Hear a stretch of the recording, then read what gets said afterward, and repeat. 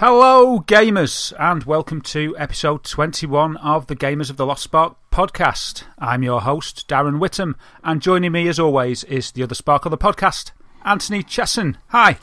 Hello. It's one more day to the Star Wars, the Star Wars. The Star Wars, the Star Wars, the Star Wars. There you go.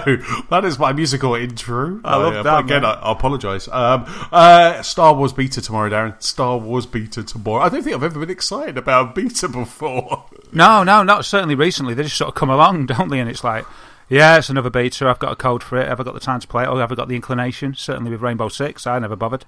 But this one, oh yeah, brilliant.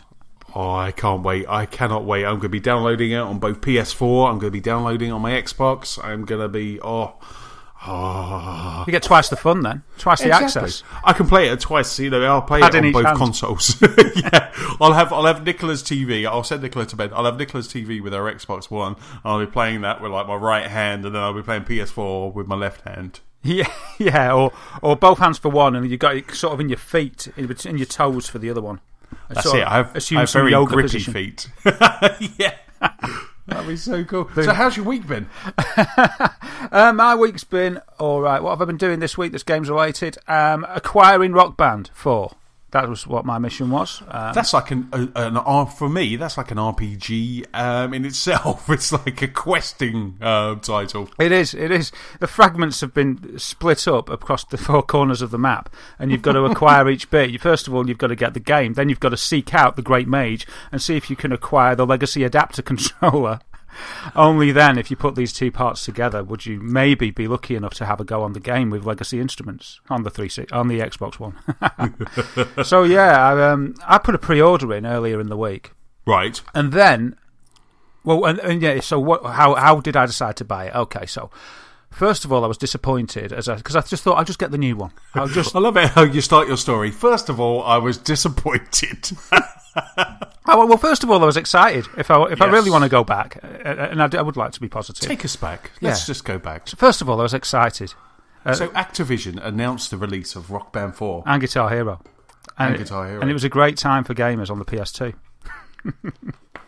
But yeah, so I was excited. And I was like, right, I'm going to get this. And the reason I'm getting it, I would be getting it for myself, but it's really convenient and great that my good lady wife wants it for her birthday, which just happens to be the 8th of October. So I was like, discussed it with her, she wants it. I was like, fantastic, so we'll get it. So my thing was, I'm going to decide how am I going to get it.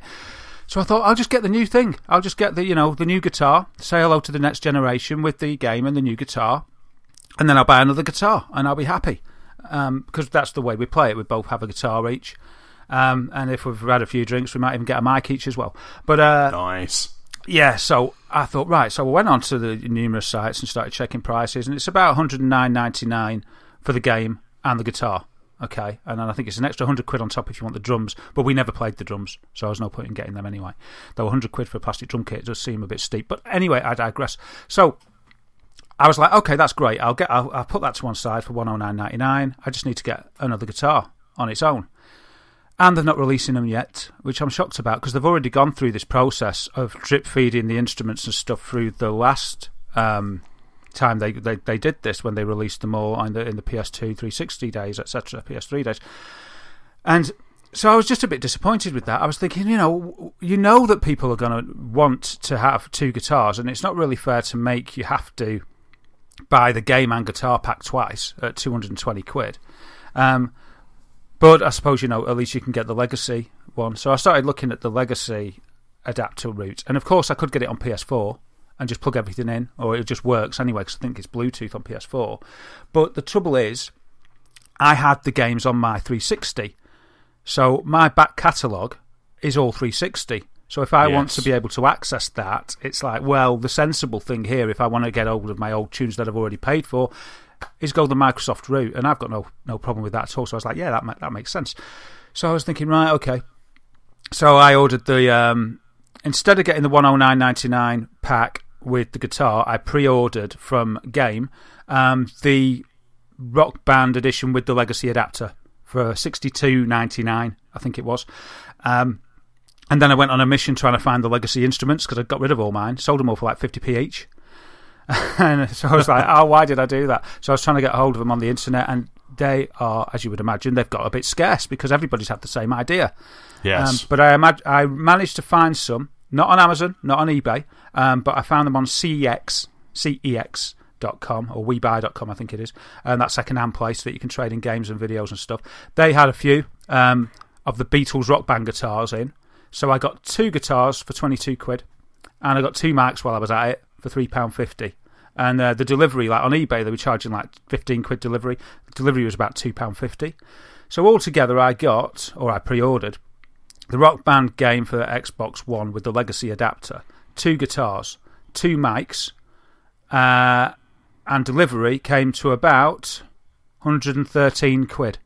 So I got an extra guitar and 2 mics and the Legacy adapter for other stuff, all for only £4 more expensive than the new game with the new guitar. So I was quite happy with that.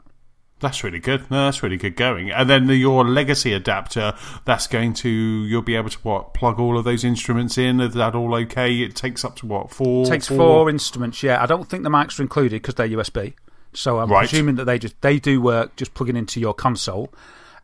So the Legacy adapter works for your instruments, and it takes up to 4. So 2 guitars, I've got 2 spare. So that's really cool. So what would it be? The drum kit, I suppose, if the drum kit was wireless. And they're not the keyboard thing, the piano keyboard or the keytar. That's not compatible yet, anyway.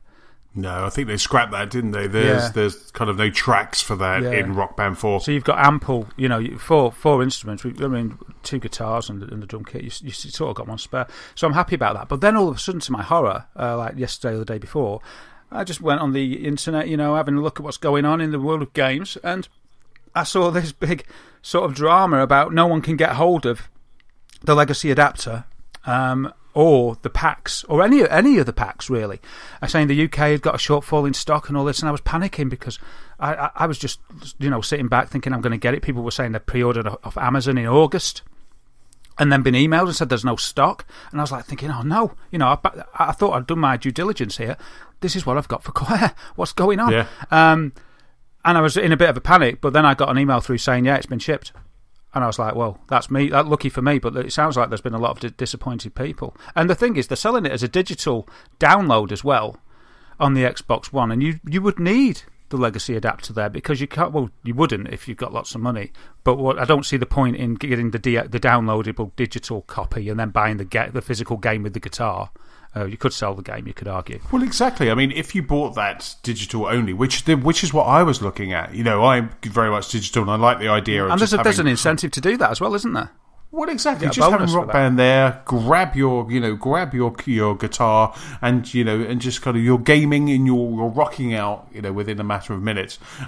So I wanted to go around that route, but like I said, I can't get hold of the Legacy adapter, so I can't play with the Rickenbacker one that I've got from the Beatles Rock Band, which is probably the same as what you've got there. Yeah, probably. And I couldn't get that, and I went to my game in Tunbridge Wells yesterday, popped in, they had no Legacy kits, they had no games, no Legacy kits, they didn't even have the guitar in a box. So I said, okay, fine, you haven't got that, I'll grab the new guitar box then. Didn't have that for Xbox One. They had it for PlayStation 4, but they didn't have it for Xbox One. So I came away kind of, yesterday was like, yay, it's Rock Band 4 day, and then it was like, oh, okay, I'm not going to be playing it tonight.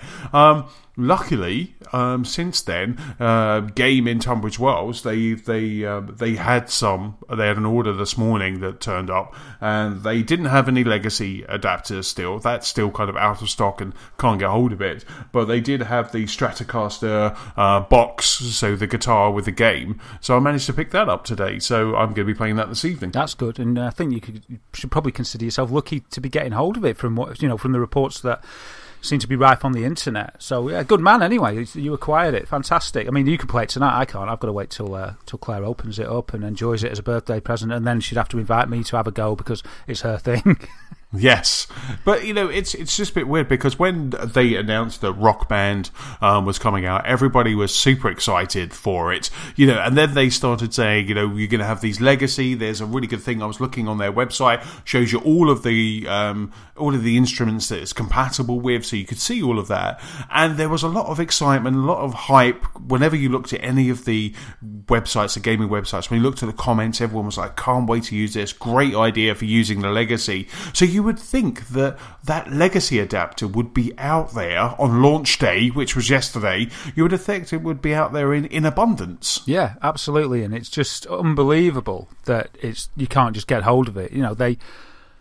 I don't know. I'm just going to say automatically they didn't anticipate the amount of demand. It just seems such a cliche to say it, but it's not right. It's not right, is it? I mean, who's going to want to buy? Before I made the decision, apart from not being able to buy a solo guitar of the new guitars, which if you could do, I would have jumped in and probably just bought the game and the solo guitar. But the other reason that helped me make the decision to get the legacy adapter was when I looked up the comparison between the new guitar and the older ones. There isn't that much in it. They've just improved a bit of the stability, made the star power work better. When you tilt up to activate the star power, or whatever it's called in Rock Band if it's not called star power. And I thought, well, there's just money for old rope, really. It's not that much better. So I thought I'll go for the other one. But then it's great, it's great that they're offering that backwards compatibility, and it's another reason why I'm sort of in the Rock Band camp at the moment is because they're thinking about what people have spent on the legacy stuff, whereas Guitar Hero Live are just like, it's all new, new guitar, new everything. I'll be interested to have a go, and I probably will get that as well. But yeah, and then you just can't get the adapter. It's bizarre. It's bizarre, and it's like, why couldn't they just work in the first place?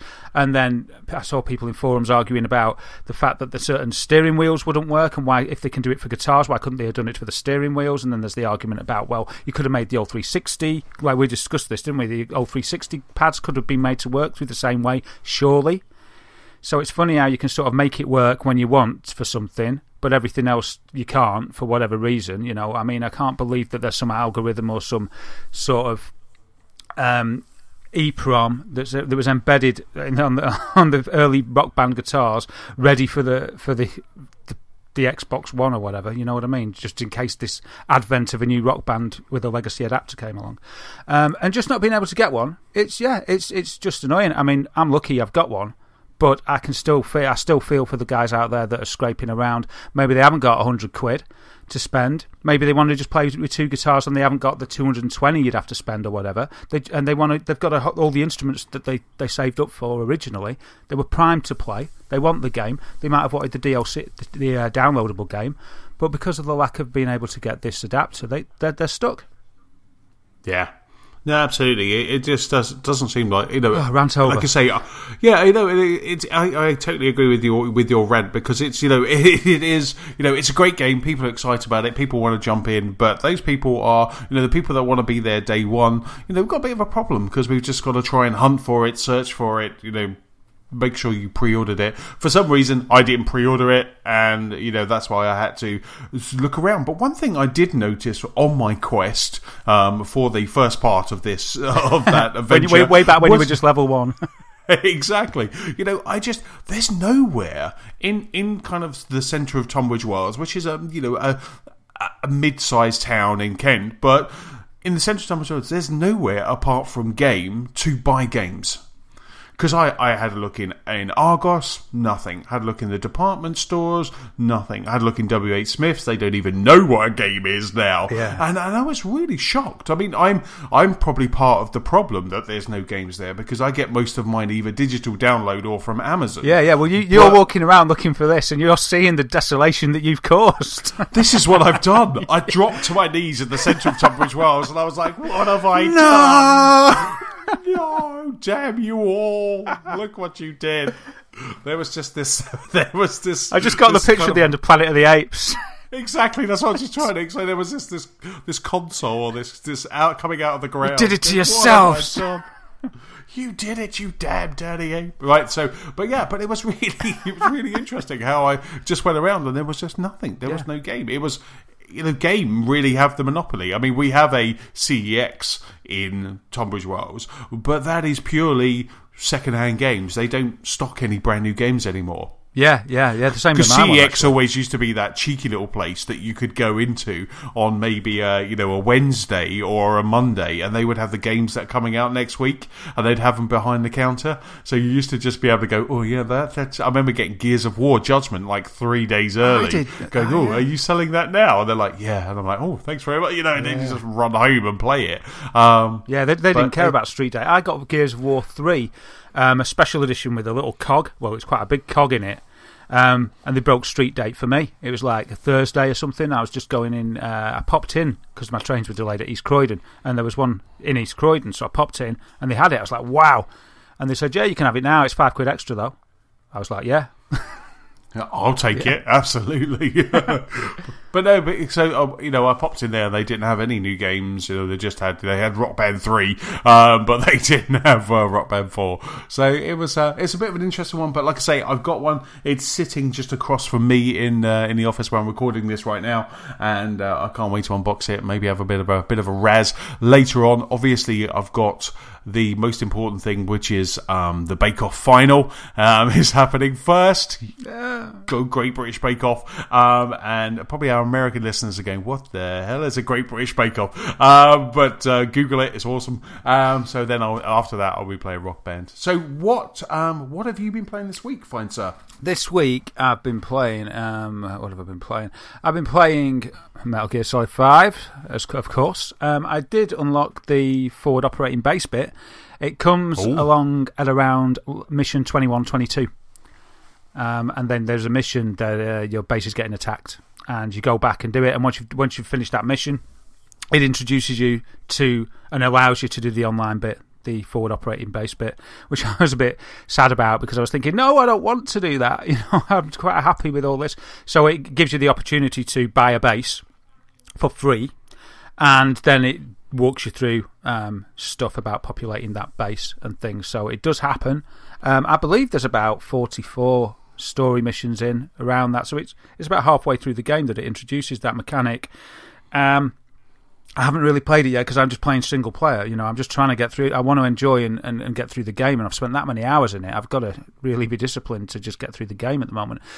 So that was interesting. Yeah, and so I did a little experiment. You can buy, you can send your troops off to do different combat ops, and that's where you just send them off, and they get resources. And you can only send 2 off before you get your forward operating base.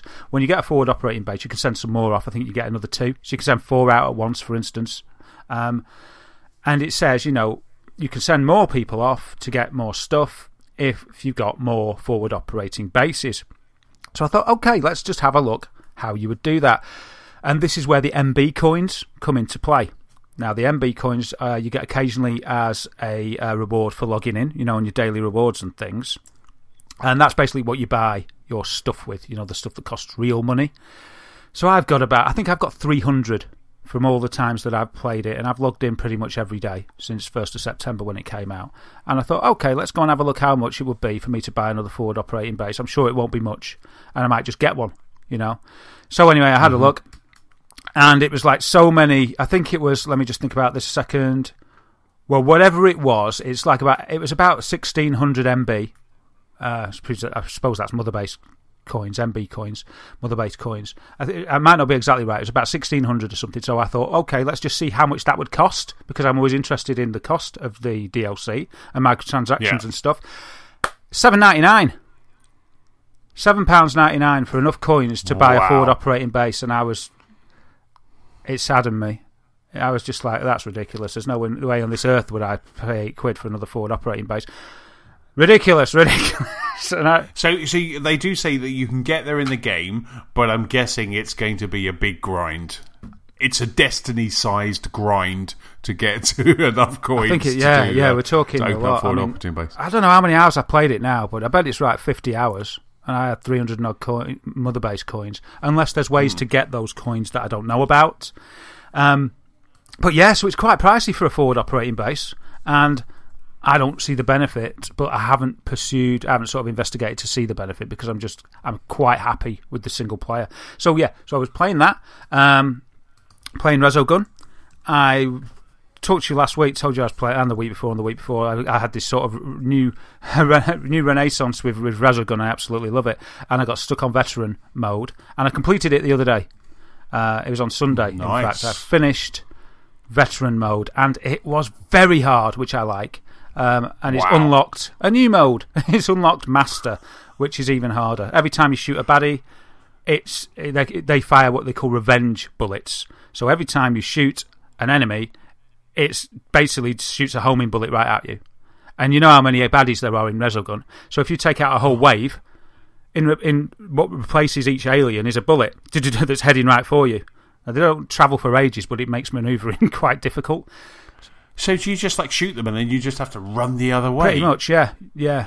Or sort of swoop over or underneath the bullet. But if there's a whole line of them and you sort of take them out, going down, going from, say, top down, then you'd have an arc of bullets all going to you. I mean, I suppose the old shoot-em-ups like Nemesis and things in the old days were a bit like that. But yeah, it's hard. It's like proper bullet hell. And it's very hard, so I might have to throw the towel in. I mean, I was thinking, my aim was to complete Veteran, but really I wanted to complete Master because that unlocks a ×20 multiplier. And I was thinking that way I can get on the leaderboards at a decent position. But it's going to you sort of got to learn to play it in a whole different way because of the fact that every enemy shoots a sort of homing bullet at you. It's a different mechanic, which is great. It's great because it gives you more and more. That's if you've got the time and you haven't got a load of other games to get through. It's like you could play this forever. And I know I played a challenge for the first time. They've got weekly challenges, and that was completely different as well. It said, right, this week I just thought I'd have a go because I thought, because I've done what I was trying to do. Let's have a go at this weekly challenge. Hadn't even really noticed it because I'm that keen, just hitting X to single player. I was like, oh wow, so let's have a go at this. So the challenge for this week was see how many humans you can save in the Rust Bucket ship. So there's this ship as slow as anything, and you just and there's humans dotted around it, and you've just got to collect them. And there's different kind of power-ups and things included in it, and it was just fun. And as soon as you die, you can have another go, and it ranks you. And it was just like, wow, you could just play this for ages. So I was playing Resogun, and then I've had a little bit of a dabble on Super Meat Boy, which is PS new Plus. out on the Yep. Did that come out? That came out Tuesday, didn't it? Yeah. So yesterday, as we were recording this, So I've had a go on that, which seems really good. And you told me that it's hard, and I was reading something about it. I read a review of it as it's been re-released, sort of on PlayStation 4, and it said it's sort of like a 2D platform Dark Souls. And I was like, wow, that sounds like Spelunky. So I'm probably going to like that. So I haven't played much of it yet, but I think I'm going to have to drop Resogun for Super Meat Boy. Yes, I could see how those two would swap in your kind of in your gaming structure. I could see how you could easily swap those two out. Yeah, I can't keep them going on because there's too much stuff. What with the gaming influx that we've got at the moment as well, because we've got Transformers coming out on the 9th. That's Friday. Transformers Devastation, which I think I'm going to have to buy, and then for me personally, Minecraft Story Mode on the 13th. I mean, what's the 13th? Tuesday. Yeah. Yep. So, and I'm getting that as well. I'm running out of time. You got Rock Band. I've got Rock Band. You got Rock Band. It's awesome at the moment. I just love it that there's constant new games coming out. It is brilliant. It's like a running tap. Absolutely. And then today on Twitter, they announced 343 announced that Halo's gone gold. Cool. So we are, we're 20 days. We're recording this on the 7th of October. We're 20 days away from Halo. Oh my goodness me! There's so much to get through. And I also had a go on the Nathan Drake collection demo. Which I didn't want to be. I didn't want the reports that I'd read to be true. That they said it's because I read some reports from diehard lovers of the franchise like myself, like they love Uncharted so much, and they were like, "There's no way that the gloss could be taken from this." They've got it in an ivory tower like I did. This, but when you play it, you honestly, it's dated. And I was like, "Nah, you're just being too picky." And I played the demo, and it's true. It does, compared to modern standards, when you play it in reality and you don't just have it played in that sort of faux HD that your mind seems to do with past games on its own, because it brings old games up to the sort of a standard that you're used to in your own mind, or it does for me. The actual reality of playing it, it's dated now. It is dated, and it was sort of the epitome of greatness at its time for me, anyway. So I was surprised about that. He feels very floaty.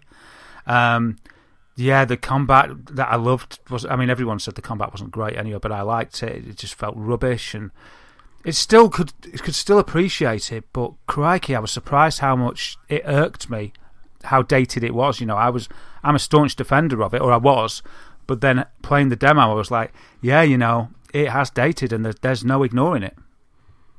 Yeah, no, I did say, didn't I, when I played it, that it felt a little bit kind of. I mean, I'm still going to play it. The demo is coming from. Is that coming from 2? It comes. Yeah, I think it's Chapter 5 from Uncharted 2, which is lauded by most as the best one.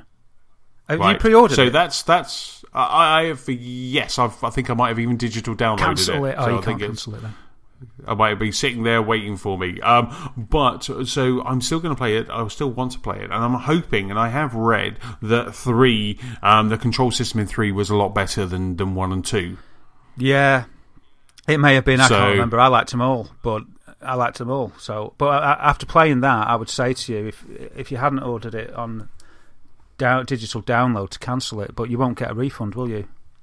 No, you can't cancel it now that you've downloaded it. And it's quite interesting because we've said way back in one of our podcasts that the only time that I've played Uncharted, I've always played them, and then something else has come out, and I've been distracted by it.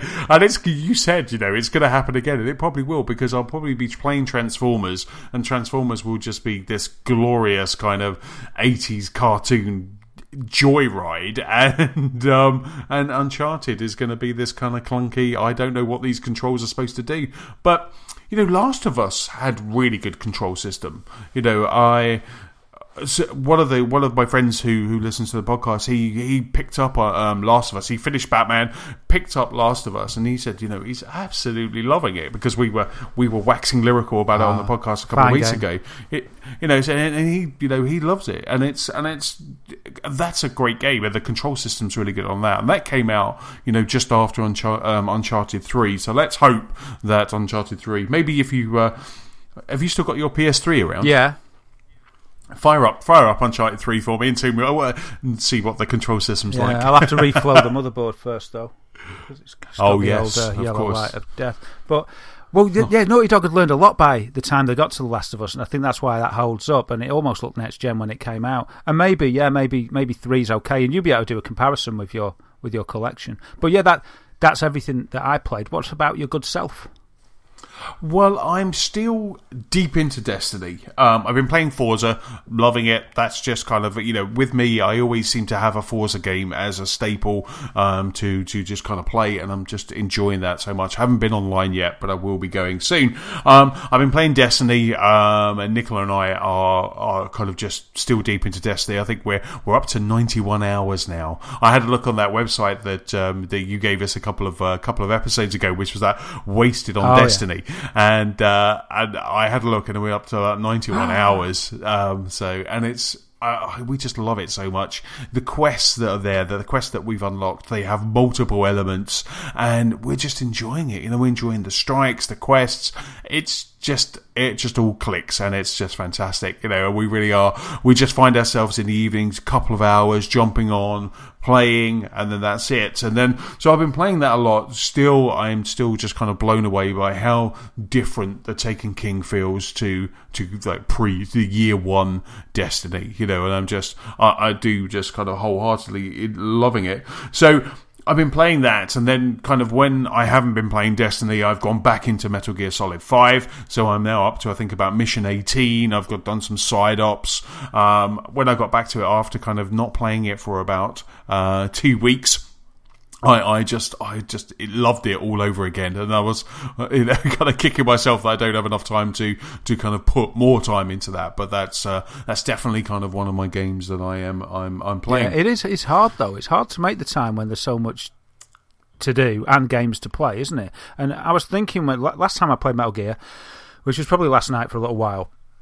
And I was thinking, I wish I was through it because it's taking so long, a little bit like The Witcher, but I don't want to rush it. And and we've had this conversation before, and I was just thinking, I would hate to have had to review this and get it done by a deadline and rush it, because it would ruin that enjoyment for me. But then maybe I'd have a lot more time, because you'd have all day, every day to play it. But do you know what I mean? I'd hate to feel that I was pushing through without paying enough attention, or that the amount of attention and appreciation that I like to give to the game.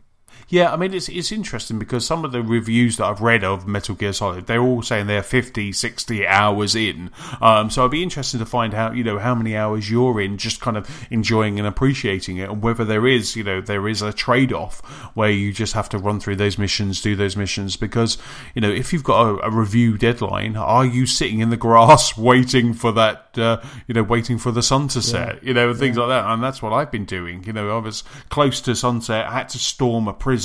I tried a couple of times and failed, so I just thought, all right, I'll wait till it gets a little bit darker and then I'll be able to sneak around the back. And I did just literally sit in the grass, but I was loving just doing that. The options it gives you is just so cool, and the freeform style of play, I just love it so much. It's fantastic. Yes, no, it's just fantastic. Like I said, one of the levels that I was doing was where you had this prison, and it was really difficult to try and get in. I tried 2 different ways. I tried a very stealthy way, got caught, and then I just tried it all gun blazing and just kept sniping people as they came out to see what the ruckus was. And I had this little pile of bodies at the front gate, but then they found me, they saw me, and then they just kind of overwhelmed me. And then my last one was a little bit of a mix of both. I kind of when I found the guy, I knew where he was. I was sneaking in, managed to Fortin him before anybody saw me, and then after that, once that Fortin balloon went up, all hell broke loose, and then I just had to kind of go out guns blazing, and then jumped on my horse and rode off into the sunset. It was amazing. It felt so good. I love when a game makes you feel like that. Do you know what I mean? It makes you really feel like it just really gives you that elation moment. It's so cinematic, and I love the fact that with D-Horse that you can call him and just run. And a lot of games this would be awkward to impossible, but he just runs with you by your side, and Kojima has made it so that you can, as soon as you want, or as long as you want, you can run by the horse for a while, and then you press triangle and you will just mount him. Not with without any complexity or without any going the other way. It just works, and it's just so film-like. It's just so cinematic. I love it. But I have noticed a few headlines popping up on the internet about people feeling shortchanged or cheated, or that the ending's not good or something. And I'm not reading these things, but I'm like, even the headlines are just like, what's going on? I'm going to reserve judgment. But have you seen these things popping up? This discontent with the end? No, I tend to, at the moment, I kind of have a bit of a filter where if anyone mentions Halo, Star Wars, or Metal Gear Solid, I just skip past it on my feeds. I don't, because they're the 3 things I don't want spoiled, this year. And I am just like, nope, not reading. And another one is Dark Knight 3, which is a Frank Miller comic book that's coming out. So I just keep skipping past. Most of my feeds are like, nope, not reading that. It's difficult, isn't it? When something's really popular, it really is, because I enjoy being connected to news, and I enjoy looking through, I have an RSS feed app on my phone, and I enjoy kind of keeping up with the news. But at the same time, I would love to be able to say, if it mentions Star Wars, Halo, Dark Knight 3, or Metal Gear Solid, do not show me. Yeah, like a negative keyword sort of thing. Well, exactly. If you've got anything to do with this, don't show me, because I just don't want to know.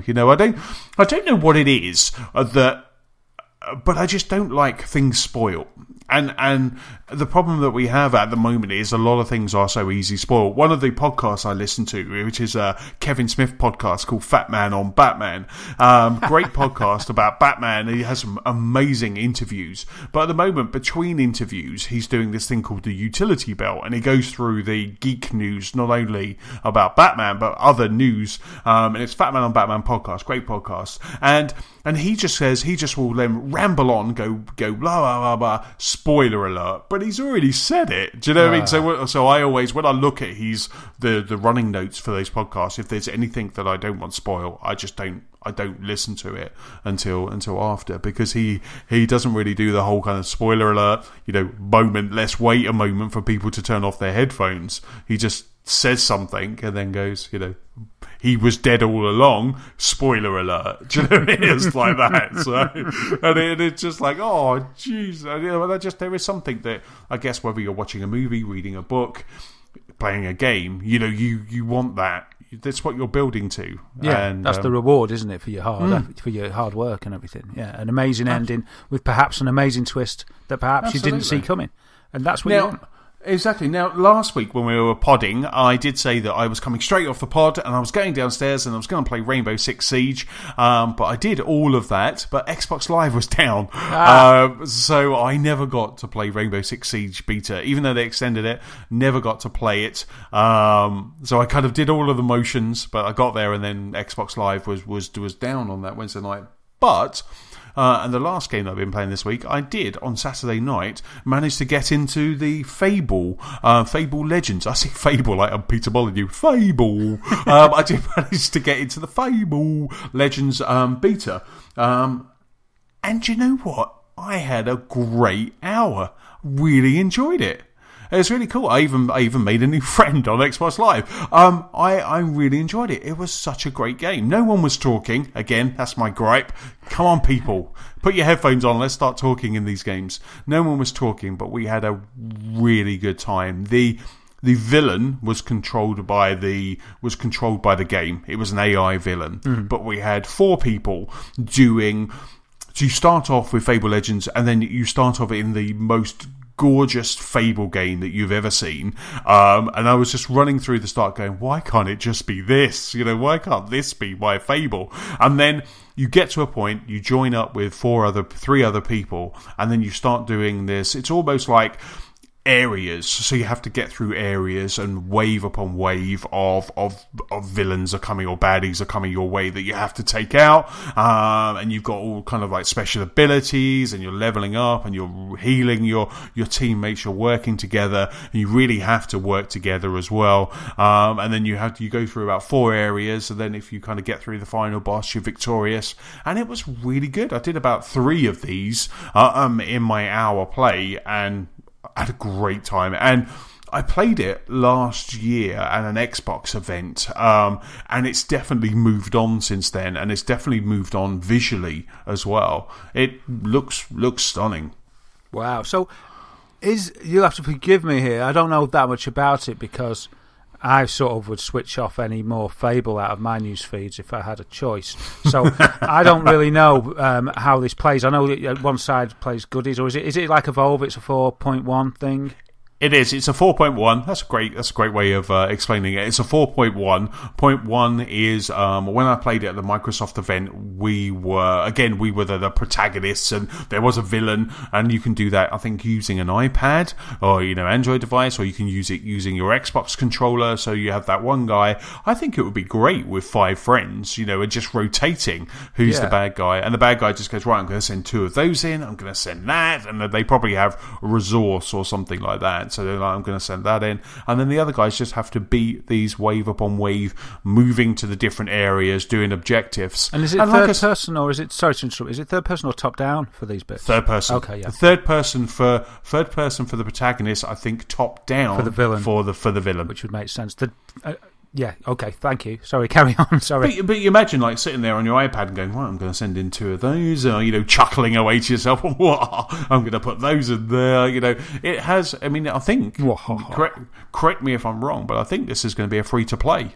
Yeah, I believe it is. The difficulty with games like this, and I don't even know about Evolve, I said that I played the beta and decided I wasn't interested, is just making it fun for both sides of the scale. It's got to be. You don't want it. It must be very difficult because you want the villain to be as much fun as the other 4. Are working together. It must be very difficult to get that equal fun share. Yes. Because you don't want people going, oh, I'm the villain now, or the villain. It's going, oh, I want to be the villain because the villain's so OP. It's great to be the villain because you can just beat everyone. Oh, now we've got to just slog through and get beaten by the villain again, and I'll wait till it's my turn to be the villain. You don't want that, do you? You want each side to be as equally satisfying as the other side, and that must be very tough to do. Yeah, like I say, I played 3 games. I was playing for about an hour and a bit, and I won one, or my team. I didn't do it myself. My team. I bet it was just you, really. It was. I was leading the way. I was carrying them all. No, we won. We won 1 and lost 2. Okay. And the villain was an AI villain, you said.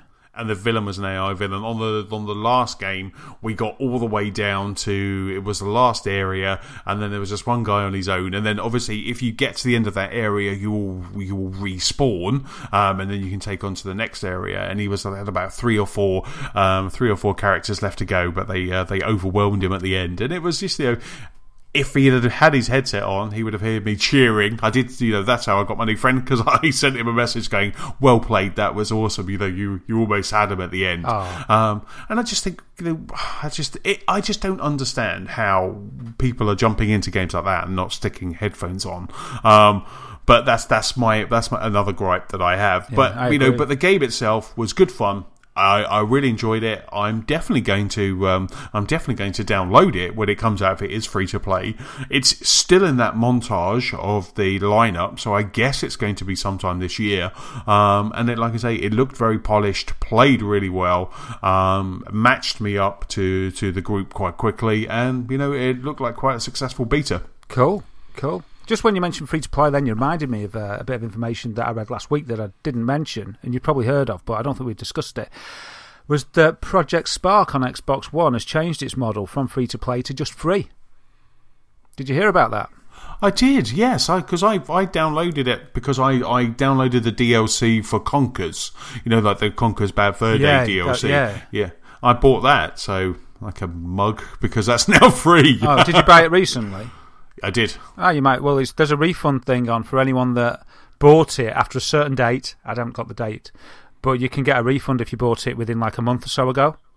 Oh, okay. Because they said, we can see that people would see this as a massive kick, and because we're changing it to free, we're not going to make any more of the Conquer stuff, but what we're basically saying is just go off and make stuff. But for those people that have bought it, up to whatever the date was, I think it was an August date, then we'll refund you. So you might just want to check that out. Oh yeah, no, cool. I mean, I did buy it. It was definitely pre-rare replay because I wouldn't have bothered. It was just like I was like, I really fancy a bit of Conquer, and that's why I downloaded it.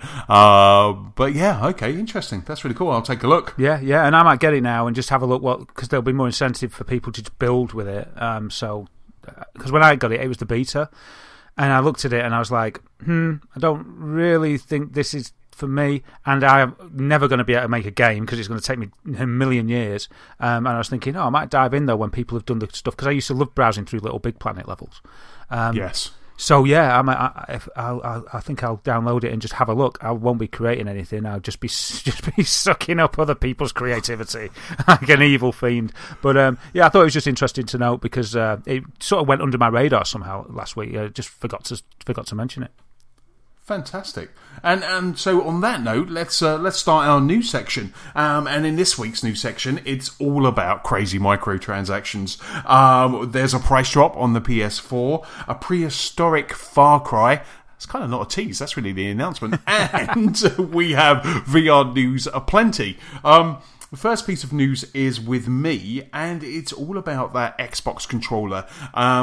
There was a tweet from Mike Ybarra, I think he's the head of Microsoft's gaming team. He's definitely part of the gaming team, a very social part of that team. He revealed on Twitter that you'll be able to remap the buttons on your Xbox One controller. So not just that fancy schmancy one that I've pre-ordered, you'll be able to do this on your normal Xbox One controller. So that's quite interesting. I think that's quite a nice move. I mean, it's really interesting because I started looking at this news item. And I thought, this is great, okay, it's not the reason I bought that Elite controller. The reason I bought that Elite controller is because it's got a nice weight to it, and I do like the different buttons, and I like that D-pad. But then I was thinking, that's quite interesting, does PlayStation do something like that? And by all accounts, PlayStation actually released an update a couple of months ago, and you can already do this on the PlayStation. So you can remap your buttons on the PlayStation, on your PlayStation controller. Oh, I didn't realise that. No, me neither. So, I mean, how do you feel about this? Now, I'm very much this is what the developer has tested, and they have come up with the right control system. And 99% of the time, it's the right control system. But are there buttons that you would like to remap, when you're playing certain games? So, really, this would be only used if the developer has failed to give you the control system that you want. So you're playing the game, you don't like the buttons, but in the game it doesn't let you change to that. It doesn't let you reassign. Yes. And then you could fall back on this as an alternative. I think it's a good thing. But I never change the default layout. It's a bit like we were talking about the themes. You know, I'm a bit of a stickler for. I'm like you there. I think that there's a lot of time and energy and money been spent in getting those controls in the most intuitive places. And I'm always like, sort of, well, they designed it. They're the artist, if you like. That's the way it's intended to be played, and that's the way I play it. And I'll tell you something, I can't even think of a time when it's been that bad that I've had to change it or not play a game. I've always been able to adapt, and it's always felt right. The only time I was disappointed was when, and this is a bit of an exception, because it was a remaster of a really old game, was Beyond Good and Evil remaster on 360, and you couldn't invert the camera. But that wouldn't be fixed by reassigning buttons anyway. So it's a good thing, though, you know, because I was reading somebody was annoyed with, what game was it?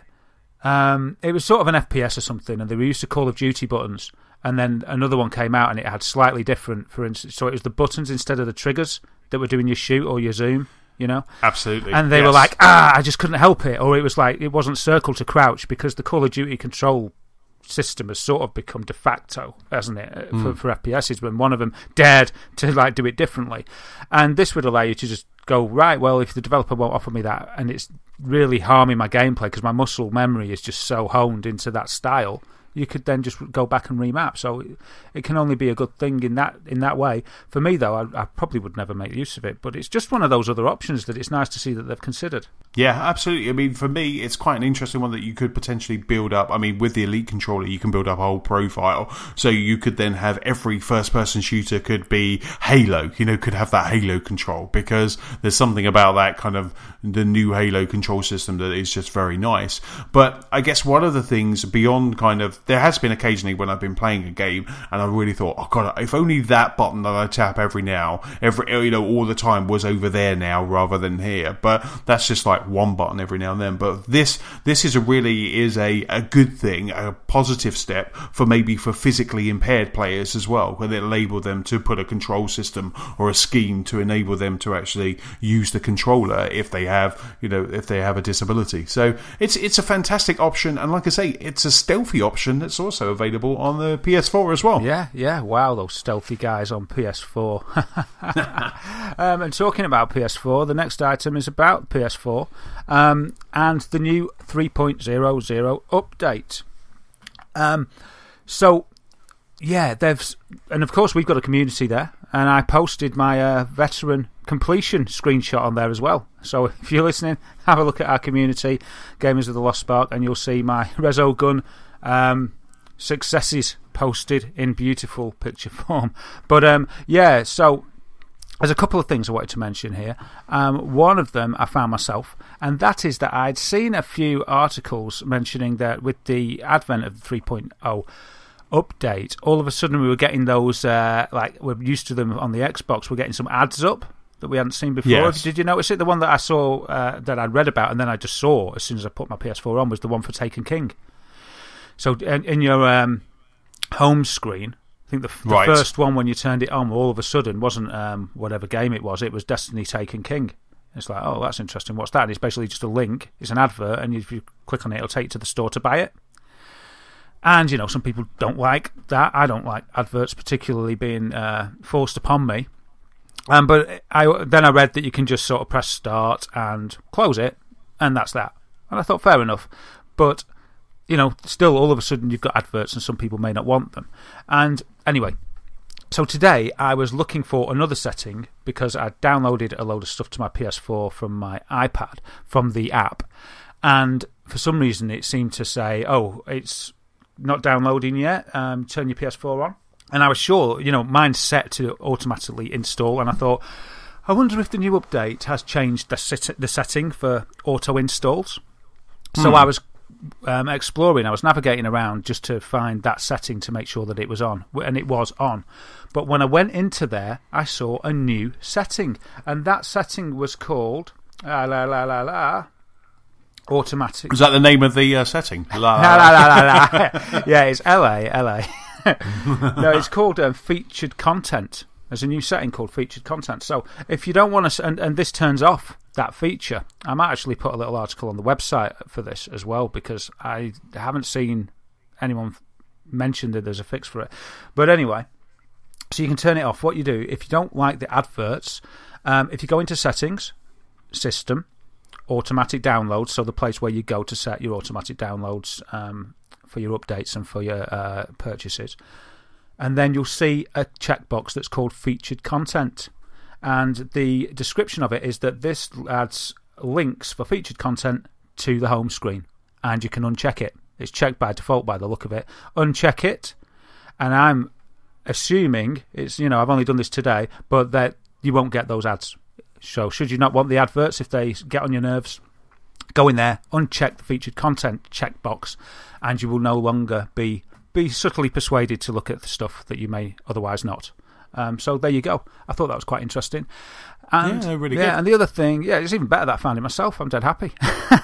And the other thing is that in the friends area, there's a favourites area. You can create groups of favourites and things with your friends. And it's been tested by a website, PlayStationLifestyle.net, and they're giving a public warning saying, do not create a favourite group on your PS4 because it will spam all your friends. So what it does is it's supposed to be just a way of grouping people, which can be quite handy, especially as I think it's 2,000 friends you can have now on PS4. So a way of grouping them together is welcomed. It's a good thing. But apparently, it will spam anyone that you add to it. So from the moment it's created, it'll message all the members of that group when any member messages in it. Or when any changes are made to the group, it'll message everybody in the group. And the guys on PlayStationLifestyle.net, they got added to a Destiny group and just got bombarded with notifications because it was a big group. So they were just getting notifications all the time. And also, it says that these groups are public. So if you, for instance, created a group called People I Hate to play with, or anything else embarrassing like girl gamers I have a real crush on or whatever, then they would all get to see that. Right, so it just says you've been added to Darren's group, and then they get to see the name they of the can group go and see, they can see the name that the group that they've been added to. And they can see the title, they can see who else is in it. It's like your phone. If you grouped people in your phone under contacts, and you had, it was a private thing, and you thought it was private. It's like just it being public and anyone to be able to have a look. And then any other member of that group can go in and add players to the group, change the group name, change the picture, and all the changes are visible to the rest of the group. So it's just a bit of a nightmare. So if if you're sure you're not bothered about what happens to it, and you're not bothered about getting spammed with loads of notifications, and you're not going to give it a name that you wouldn't want other people to see, and you're not bothered if anybody in the group changes what you've set up, then go for it. But apart from that, it sounds like it needs a little bit of work to make it a little bit slicker, maybe a little bit more, a bit of control just given to the owner,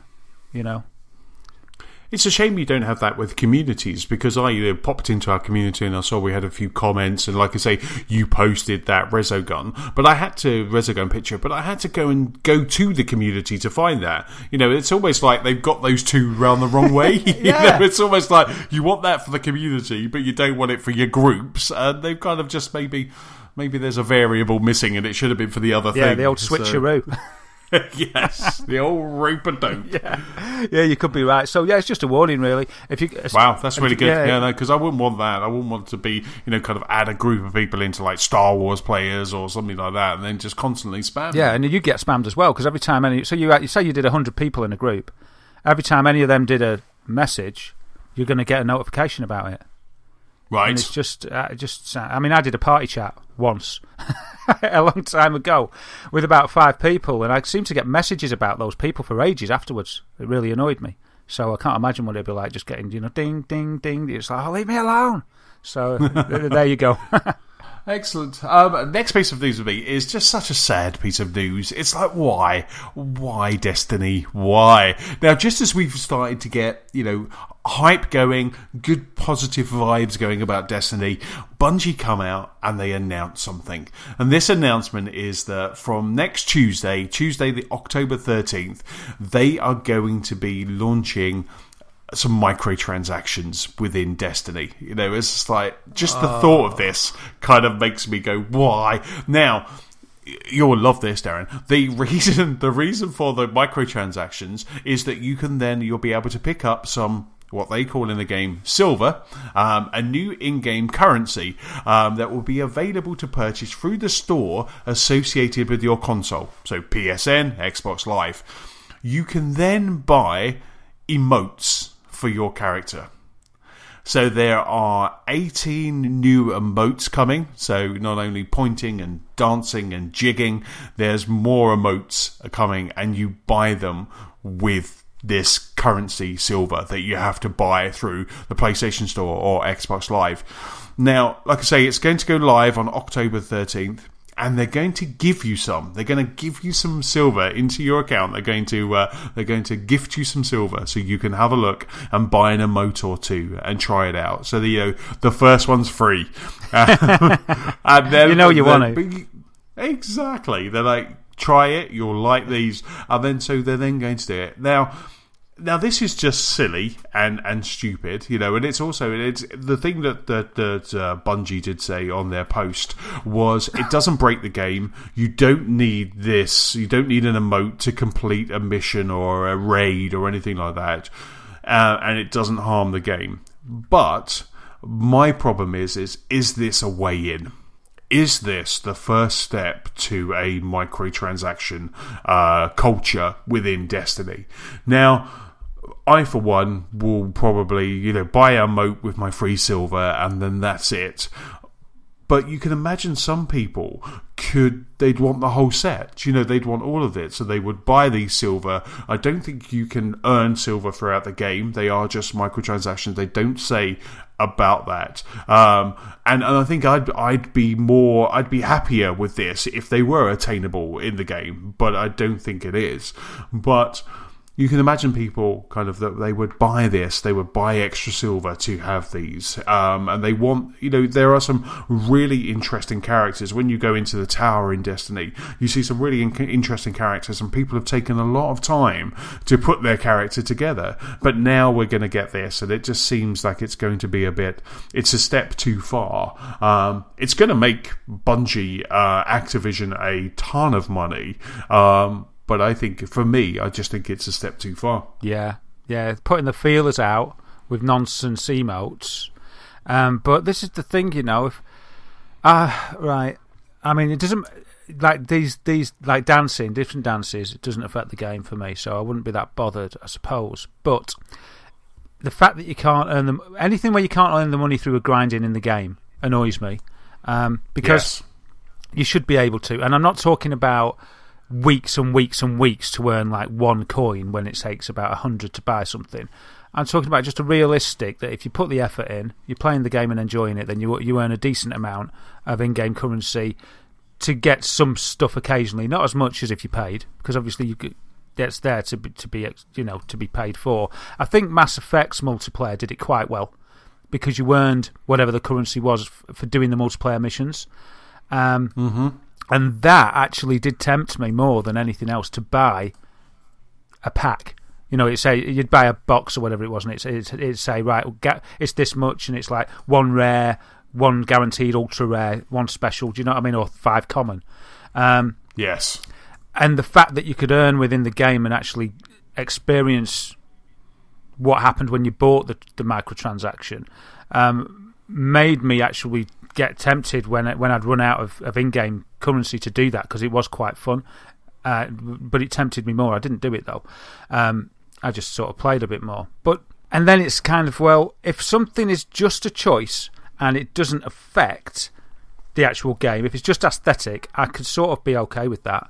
Although it does annoy me that you can't do it without paying physical money, or real money, I should say, because I do believe that you should be able to earn everything in game, because that's just because I'm an old boy and I remember how it used to be done, and everything would be unlocked. You'd be rewarded for doing well at the game. You wouldn't be just rewarded for giving money on top of what you paid for the game.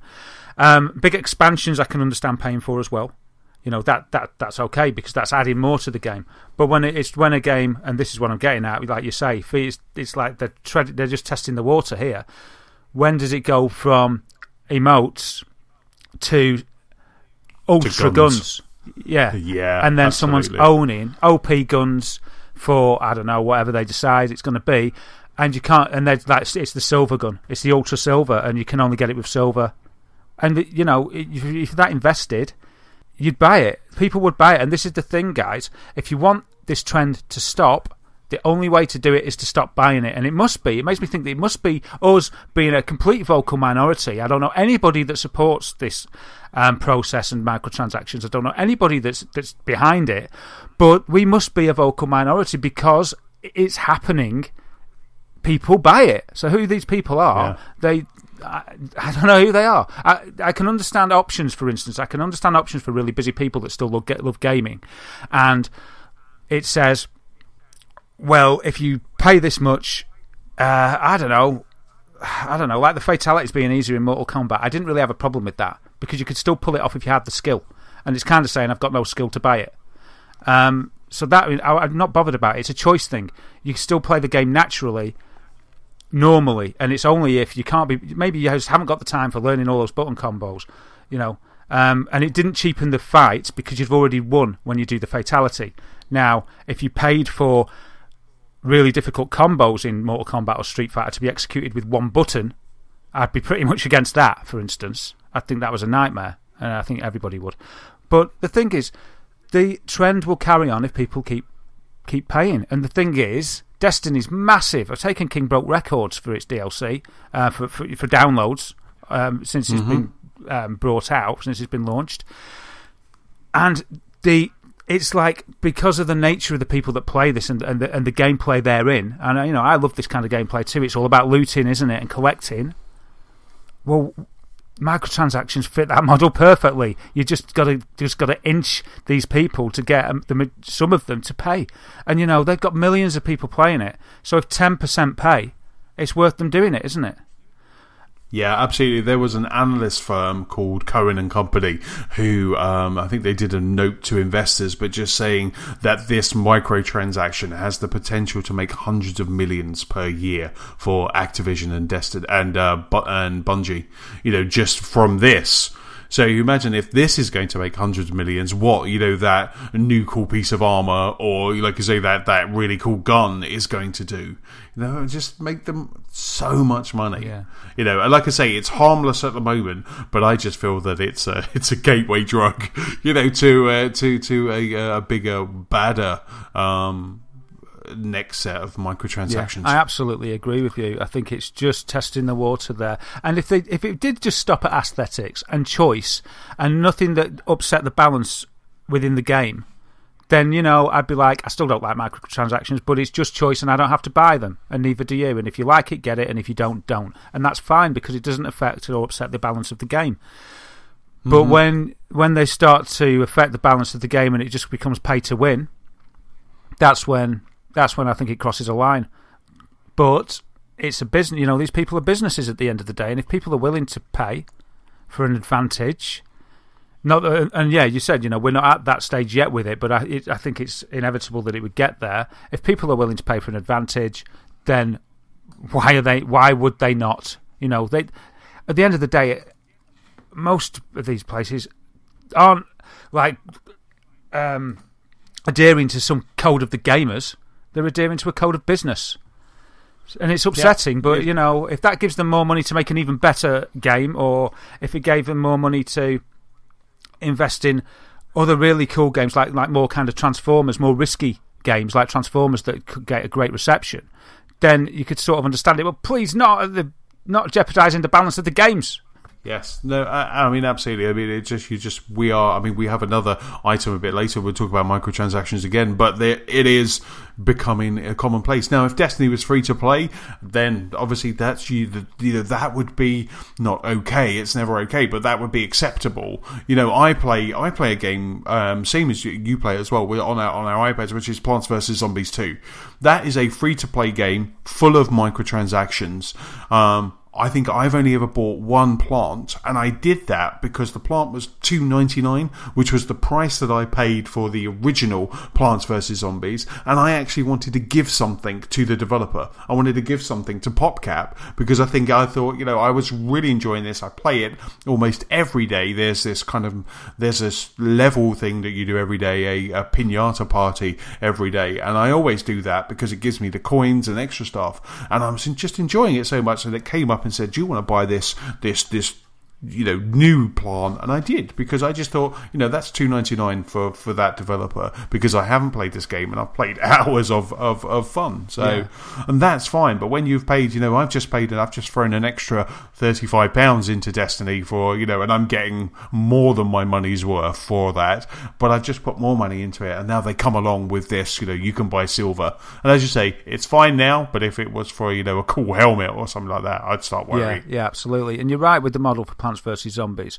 When you put it like that, I'm right with you, because I love that game and I haven't bought a single thing. But you know what? I've enjoyed it for so long. The developers have earned my money. You know, they've earned it. It's given me fun. My wife has had fun, and my little boy has had fun playing that game. So you know something? I'm gonna go and buy something off them. I'm gonna do it. I'm gonna go and get something. Buy that burning tree stump. It's really good. I think there's a purple one that looks good. So I'm going to do it. I've threatened to do it for ages, and I'm going to do it because they've earned it, you know. It's brilliant, and they haven't hidden gameplay behind a paywall there, and they don't need to worry about balance so much because it's not a multiplayer game. But I suppose you do. It's always fine. I've always found it to be hard at times, but never impossible without paying any money, you know, and we've done every world. And that's a lot of worlds, you know, and you're absolutely right. That's the model, you know. It's a bit like a Patreon model in a way. It's like I've got to the stage where you put it so succinctly there that they have earned my money for all those hours of enjoyment. And to be honest, the £3 or £4 or £5 that I give them really is too little for the amount of enjoyment I've had on that game. Yeah. Well, absolutely. Yeah, you paint a good picture there, mate. I'm going to do that. But yeah, just please, it's kind of inevitable. And every time I read this and get in a conversation about it, I don't think it's elevating too quickly, but it keeps raising its head as if the marketing people or the business people keep just popping their head up from behind the parapet and giving it another little go. Let's see, are they still annoyed? Are the ants still going crazy if we stick the stick in that nest? Yes, they are. But I mean, we haven't got the figures, but one time they'll be like, yeah, look, the figures show they don't care, they're willing to pay, and then it's just going to go spiral, I think. But I would much rather, like you were just alluding to, pay for a game up front with everything in it, even than get a game that's free and then funded with pay and pay and pay. I would have rather bought Plants vs. Zombies 2 for, say, I don't know, whatever, $6.99 or something, whatever's fair, $8.99 even, because it's a great game, if they give you a demo, say. Dan, I don't really like the free-to-play model. No, absolutely. Yeah, so there we go. So next up is a bit of news about Shenmue 3 that I think you've backed as well as myself. Is that right, Anthony? I have indeed. Is it out now? I thought that was a serious question when you asked that. Actually, yeah, it's not out now. It does come out on Tuesday along with Minecraft. Oh, awesome. Yeah, right in the middle of Transformers, and I'd stop everything for would that. you? Oh, yeah, no, I really would. I would. I don't know if you would. I don't know if you would, mate, because it's not going to be as good as we expected. Well, I don't know. I don't think you expected as much as me, but it might be even less than you expected, because Yu Suzuki could do with some more cash for the game. So the game made around $6 million on Kickstarter, so it's definitely a success. Okay, but the thing is, it costs a lot of money to make a game, and that is a drop in the ocean compared to what it takes to make a game even back in the days of Shenmue 1 and Shenmue 2. Never mind today. So, just to give you some idea of this, right? So, yeah, they got $6 million on the Kickstarter to create Shenmue 3, okay? That was sort of a justification to go ahead with making it, and we all know that Sony have got a vested interest, and they're probably going to bung them some cash as well, and there's probably some other investors on the sidelines. So we don't know exactly how much money there is as a sum total, but we know that they got $6 million from the Kickstarter, $6 million.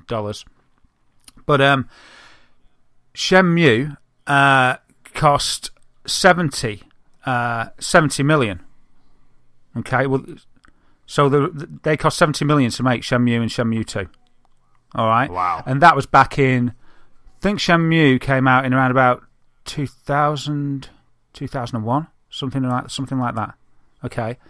Was that just to make the game, or is that to build the engine? Was that to do all of that? Rather, are we just going to see a rehash of an engine that's been kind of hidden away for years? Yeah, maybe. Maybe it'll use that. Maybe it'll use that engine. But that will be for everything. I'm imagining, because Shenmue 2, wow, from my memory, looked very much like it used Shenmue's engine. So yeah, the money went in there, and I seem to remember reports at the time that it was one of the highest budgets, bigger, most expensive games ever made at the time because of its ambition and all the rest of it. That's right. And so 70 million back then was worth more than 70 million now, and he's got 6 million to make Shenmue 3. Wow. So the headlines are that it's like Yu Suzuki saying, and it could do with some more cash. The quote from him is that there's a few quotes. He said a few things about it, but he said that Kickstarter's not the only source of money. There's also funding from Sony and Shibuya Productions. Before we started the Kickstarter, we had goals set around the budget. So if we only got $6 million, we'd create Shenmue 3 based upon what we could do with $6 million. I think he was probably expecting it to go, proper high, like 100 million or something like that. Well, if the other ones were 75 million and this is 6 million, and we're only going to get like kind of £6 million worth, that's probably like about a 20-minute game. Yeah, well, it's probably just that bit that explains what happened in Shenmue 2, and then it says to be continued. Go and see the new Kickstarter.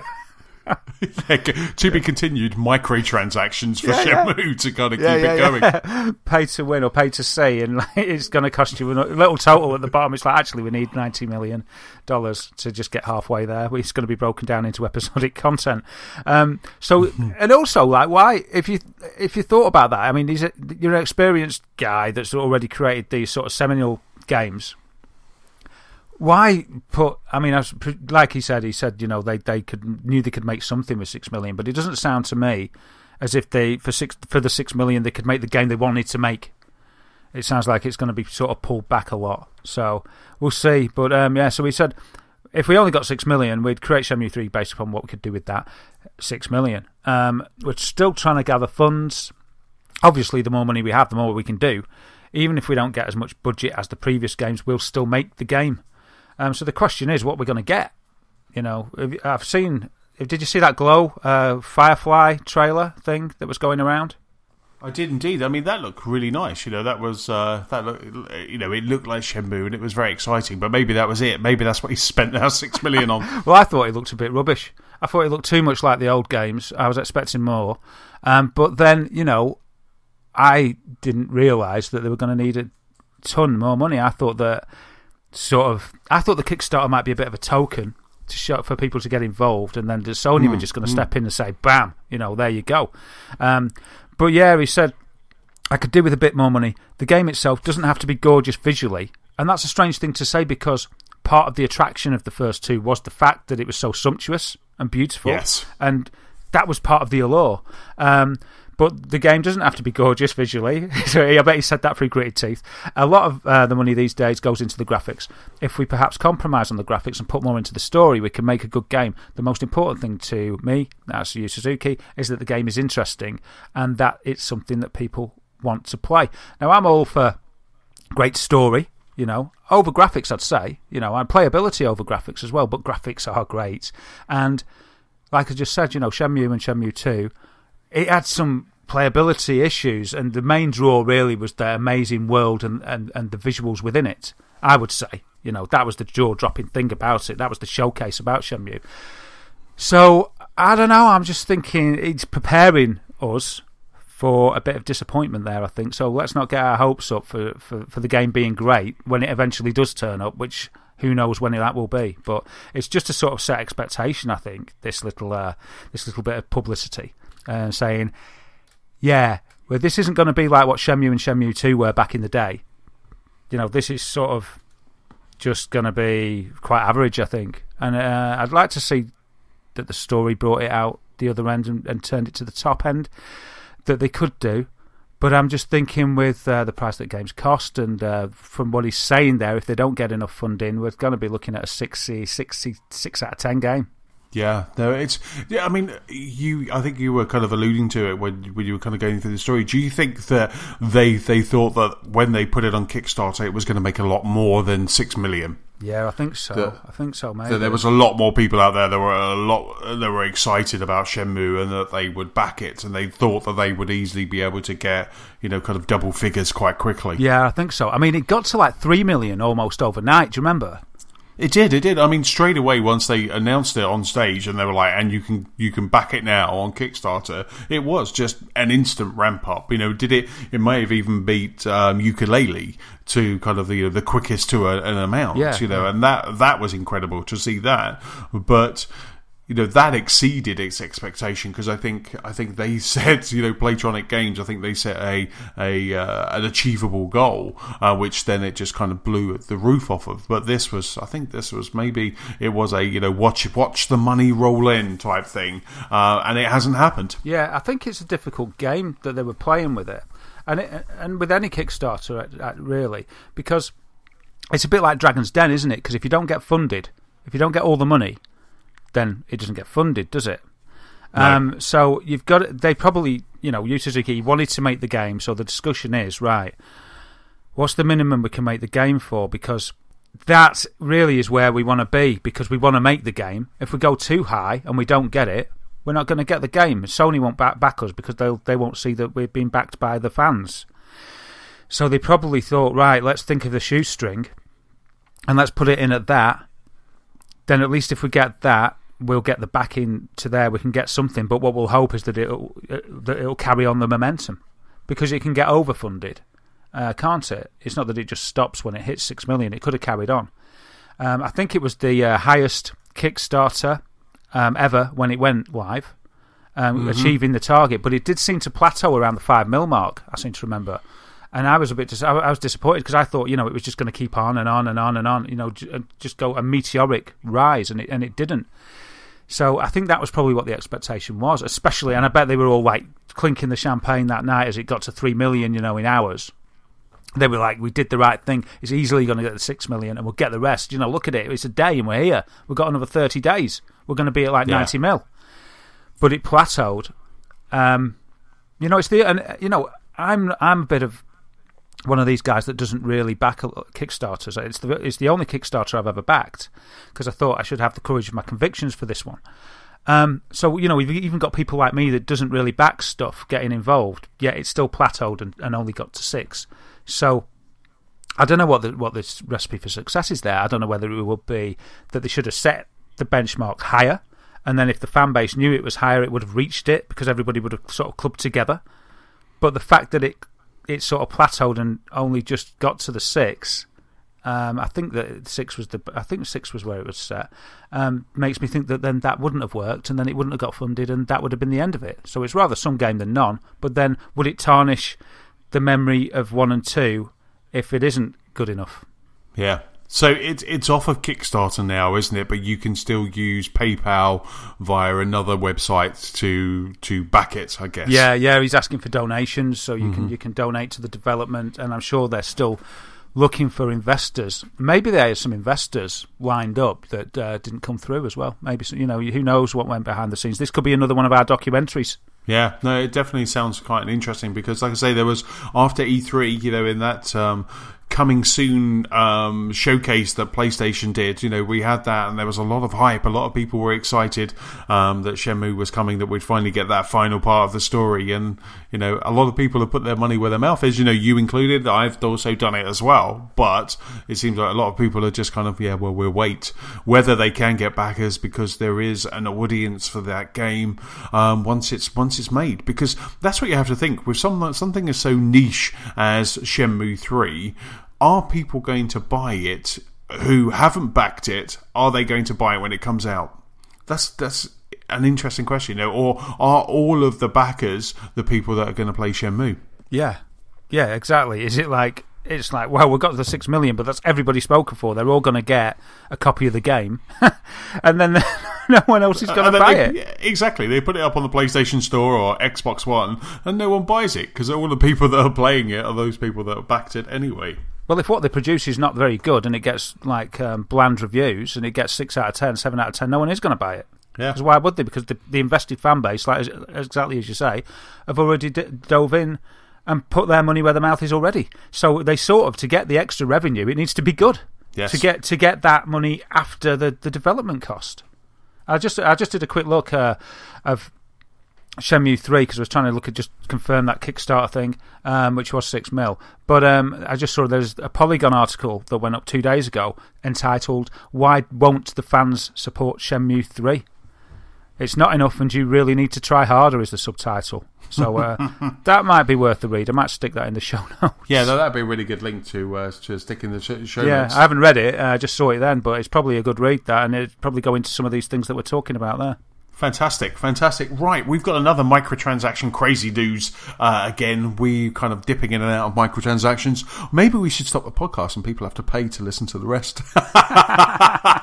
The dream. Oh, look at that. So anyway, crazy microtransactions, and this time Metal Gear Solid 5. So my two favourite games at the moment are just kind of being tarnished by this horrible word of microtransactions.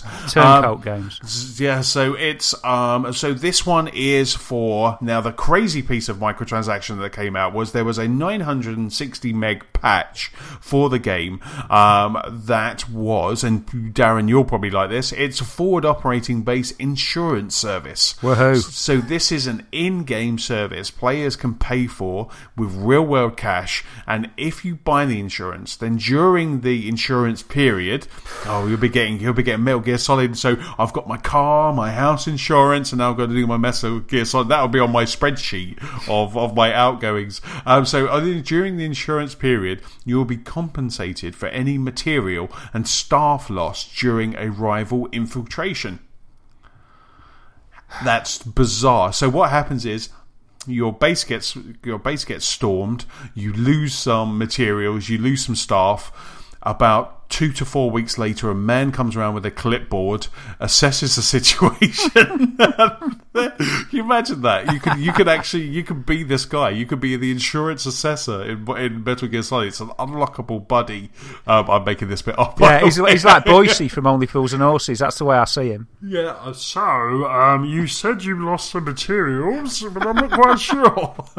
But this is just crazy. It doesn't say how much it is on the. I'm looking at a Eurogamer article. It doesn't say how much it is, but it just says that the MB coins, which you were talking about earlier, you got 100 coins are 79p, 550 are 3.99, 1,000 is 7.99, 3,500 is 24.99, and you can buy a whopping 6,000 MB coins for £40.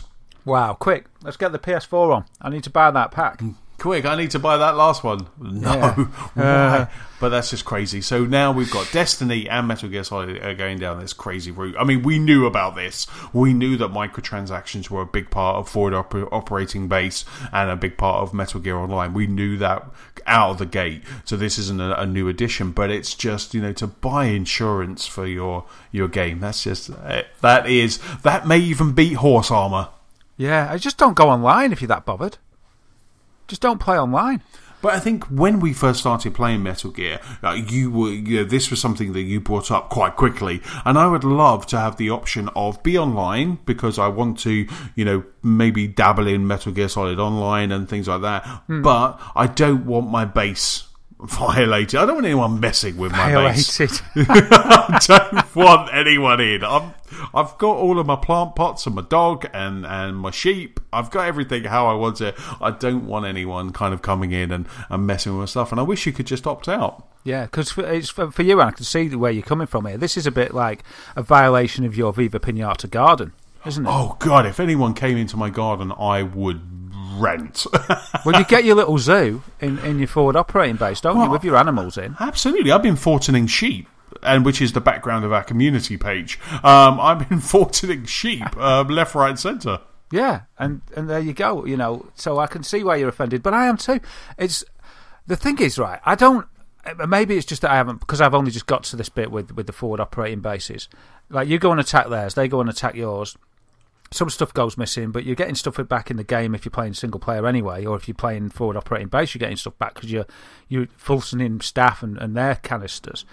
So it's sort of like, what's the point in ensuring it? What's the hardship if some stuff goes missing anyway? Is it going to affect single player?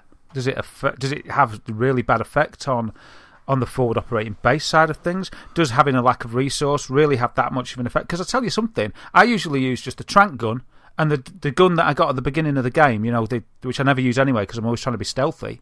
Right. I don't really, if I'm just breaking it down and thinking, who the hell cares? What does it matter? But later on, when you get to those harder missions, do you need a bigger gun? Do you need extra stuff on there? And it could get to the point where you don't have enough men or enough because I suppose if that stuff gets nicked, maybe your R&D rating goes down, your levels drop. Exactly. That's going to affect all of that. Yeah, and there was this guy that I was playing last time I played, actually, and I was shooting him and he had a lot of armour. It wasn't getting through. So maybe I do need to upgrade now. Maybe it's telling me something. It's telling me that I need to go and spend some real-world money but on insurance or whatever. But I don't know. It's because I can't understand yet how much that is going to affect either not only the single player or how much it affects the forward operating base aspect of the game. It's difficult for me to really give much of an opinion. It's like, at the moment, because it seems I've only just got there and I'm enjoying the game and it has had no effect really on me playing the game. It's like, well, if you want to be an idiot and go and get insurance, then that's up to you. But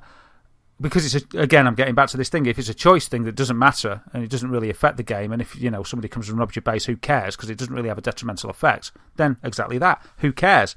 But if it does have a big effect, because you can't stop people attacking your base when you're online, I don't believe. I mean, you can sort of favourite people and make it so that they're not they can't be taken away. But if it would really be detrimental, which means the insurance is useful, then it's just bad. It's just bad. It's a weird thing to have in a game. This evolution of microtransactions.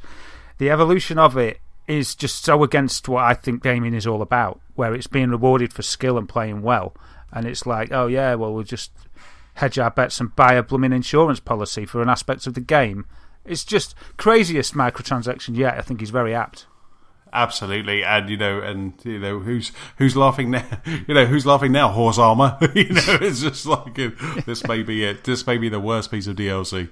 But yeah, I mean, like I say, it is just a hard thing where you have games like Destiny, like Metal Gear Solid, that are just amazing games, and I don't want these things tarnishing them. I don't want to talk to someone who has a kind of an au fait-ish knowledge of games going, oh, well, I hear you can't play Metal Gear Solid because of this, or I hear this happens in Destiny. I don't want to hear that. I don't want those people that just kind of cherry-pick the first line of news for that to tarnish those two amazing games. Yeah, the unstoppable machine that is microtransactions rearing its head more than we would like in this episode of the podcast, and I just hope that it doesn't carry on. We'll see where we are, in a year's time or so, or so on. But yeah, and I've got my next news is a little bit microtransaction-ish too. It's certainly Metal Gear 5 anyway. So what it is that Metal Gear Online, which is a separate aspect to, it's not Metal Gear Solid single player, obviously. It's not the forward operating base part either. It's the actual full online part of the game, which didn't launch with the game on 1st of September.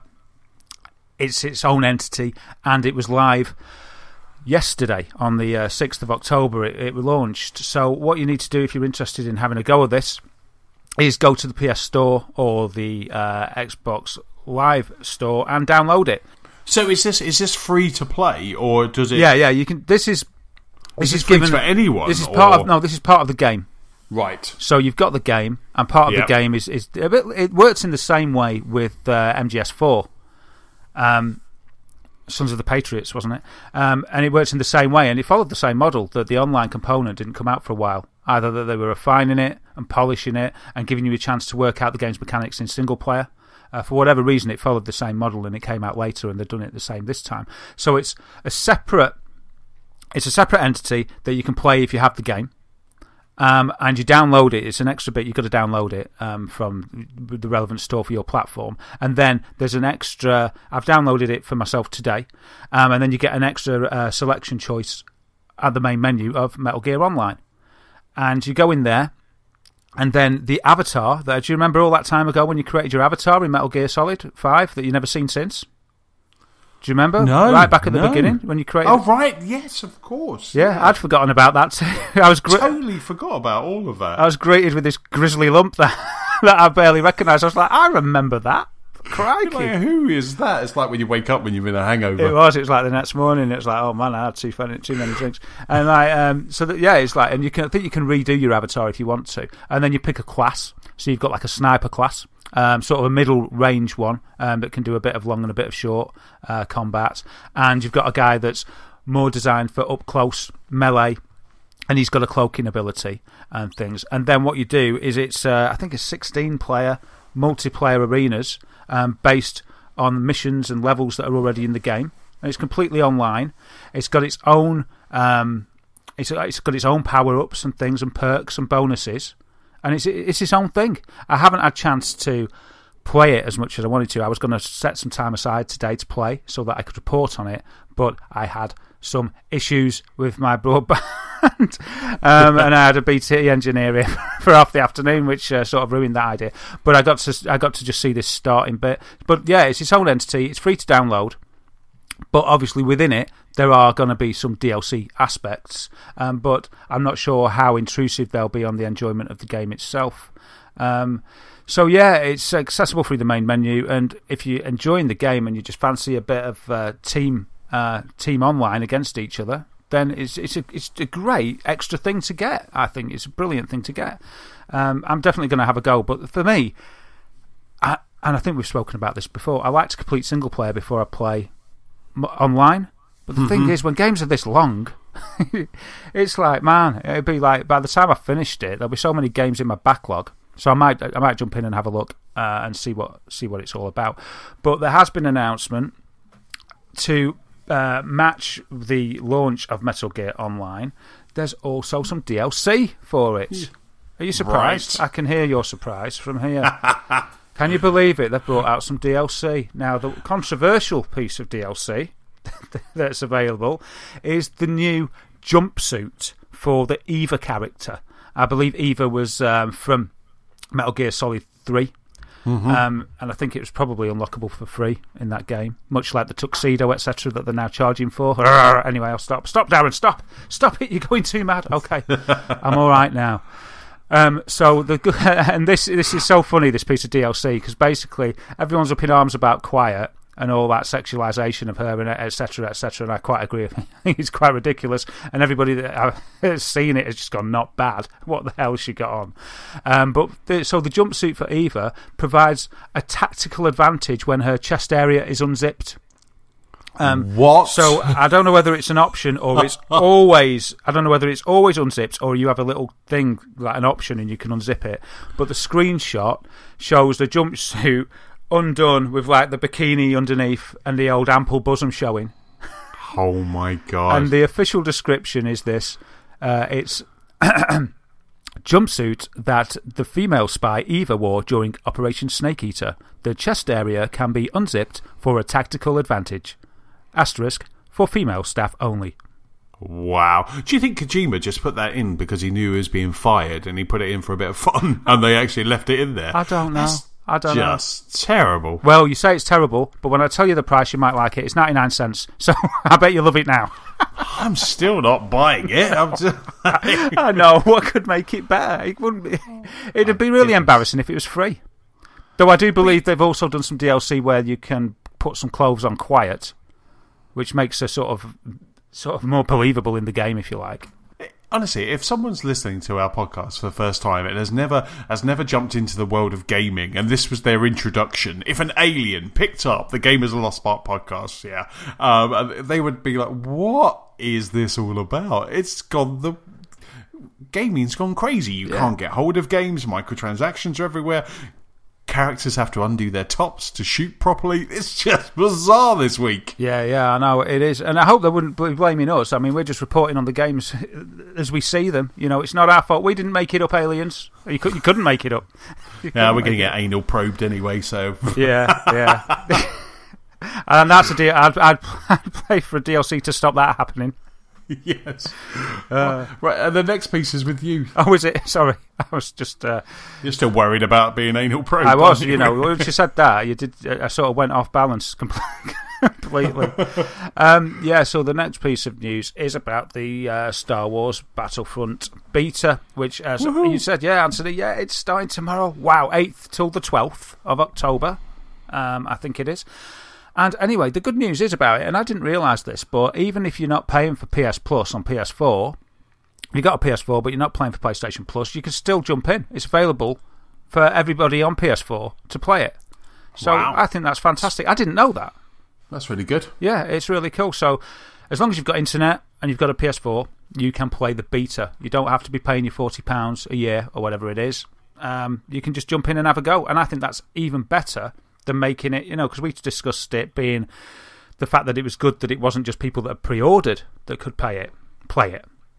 Because it's more stress, isn't it, on the game? So doing this, they're obviously just saying, bring it on.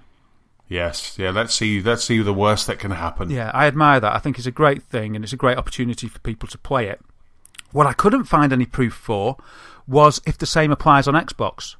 Right. Now, I found some quotes from the official Star Wars Battlefront site, some information on their FAQs, and they do state that under the question, do I need to register for the beta? They say the Star Wars Battlefront beta is open to PlayStation 4, Xbox One and Origin for PC players. There is no need to register. The Battlefront companion is available the Battlefront companion is available during the beta to all players with an account at StarWarsBattlefront.com. So it says it's open to PlayStation 4, Xbox One and Origin players or PC players. It doesn't say anything about needing anything extra. Now, on PlayStation, you can't play online without PlayStation Plus. Yet this is allowed because I've seen that information that they've categorically said that that's allowed. So I'm thinking, in all likelihood, it's free on Xbox as well to play. That's an interesting one, isn't it? Because it's interesting because last week when Xbox Live went down, everything was unavailable. Netflix, all of that. And I saw a tweet from Phil Spencer saying, apologising that they have to do something about that because it seems like everything is behind that Xbox Live paywall. You and I, as we said, you and I, we pay for that anyway, and we gave some really good deals a couple of weeks ago where you can get some really cheap kind of resubscriptions for those.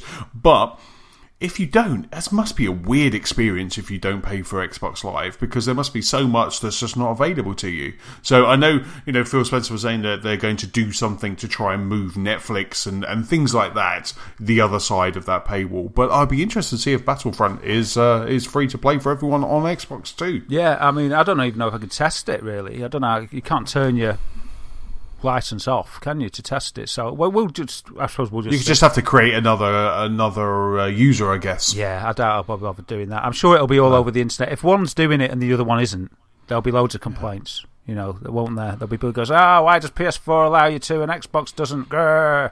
But in a way, in a selfish way, I'm going to be playing it on PS4, so I'd rather PS4 have a lot of the stress testing, because I have heard that Metal Gear Solid Online, going online, that's a little bit bumpy at the moment, and typically the PlayStation 4 environment is not as good as the Xbox Live, so I just keep stress testing that PS4 because that's where I'm going to be playing Star Wars. Yeah, it is sort of selfish, but it's kind of good news for the PS4 players, isn't it? Or maybe that's why they're doing it on PS4. Maybe it is just PS4 just because of that, because they know the infrastructure's a little bit wonky and it just needs that extra hammering so that they really know what to expect. So, yeah, that's a really good point. Yeah, maybe. And if you haven't got a PlayStation 4 and you're in North America, then good news is that Target are dropping the price by 50%. 50%? I wish $50. They're dropping the price. Now, there was an image. This was via a GameSpot article.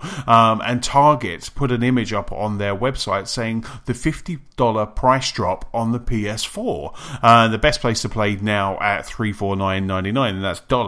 Now that's a really interesting one. We have, the conferences are just around the corner.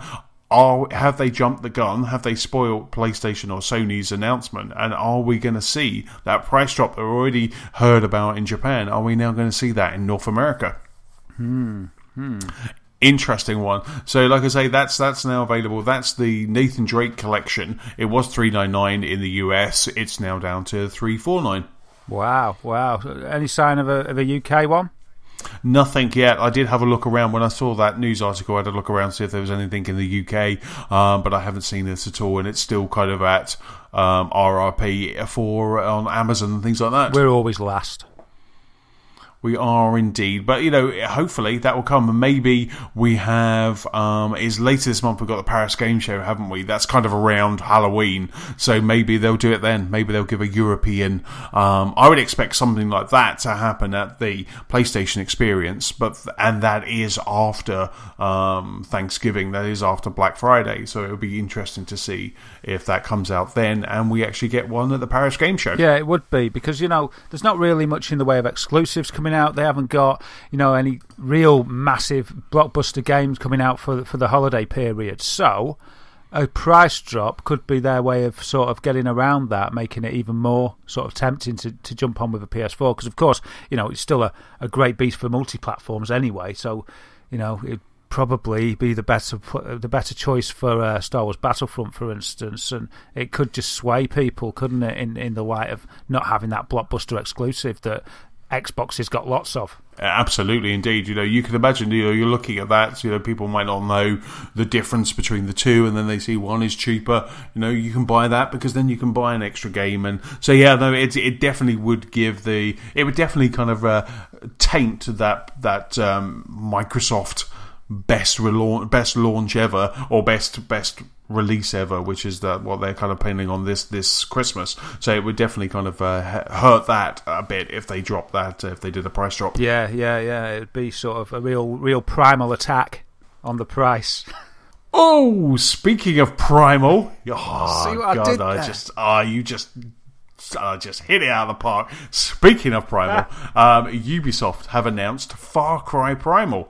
Thank you very much, Darren. This is a new entry into the first-person shooter series, which is obviously Far Cry, and it's set in prehistoric times, and it's going to be released not in prehistoric times. It's going to be released on February 23rd. So we've only got a couple of months to wait for this awesome-looking Far Cry Primal. Now, there was Ubisoft did give a teaser trailer. Looked very cool. I'll stick it into the podcast notes, so you can click on there.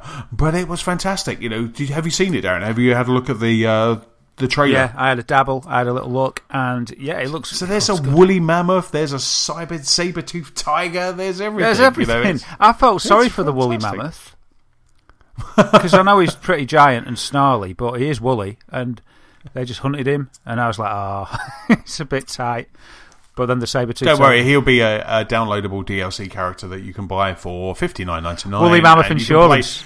There you go. You see, Stone Age insurance. But, this is kind of not so much prehistoric age, but Stone Age, and it looks fantastic. It looks great. More Far Cry. Yes, sign me up. But I guess the one thing that is a little bit worrying, if you think about it, is there will be no guns here, because unless there's some kind of time travel thing is going to be put into the storyline, but there will be no guns. So it is just literally going to be spears and bow and arrows and rocks to take down these animals.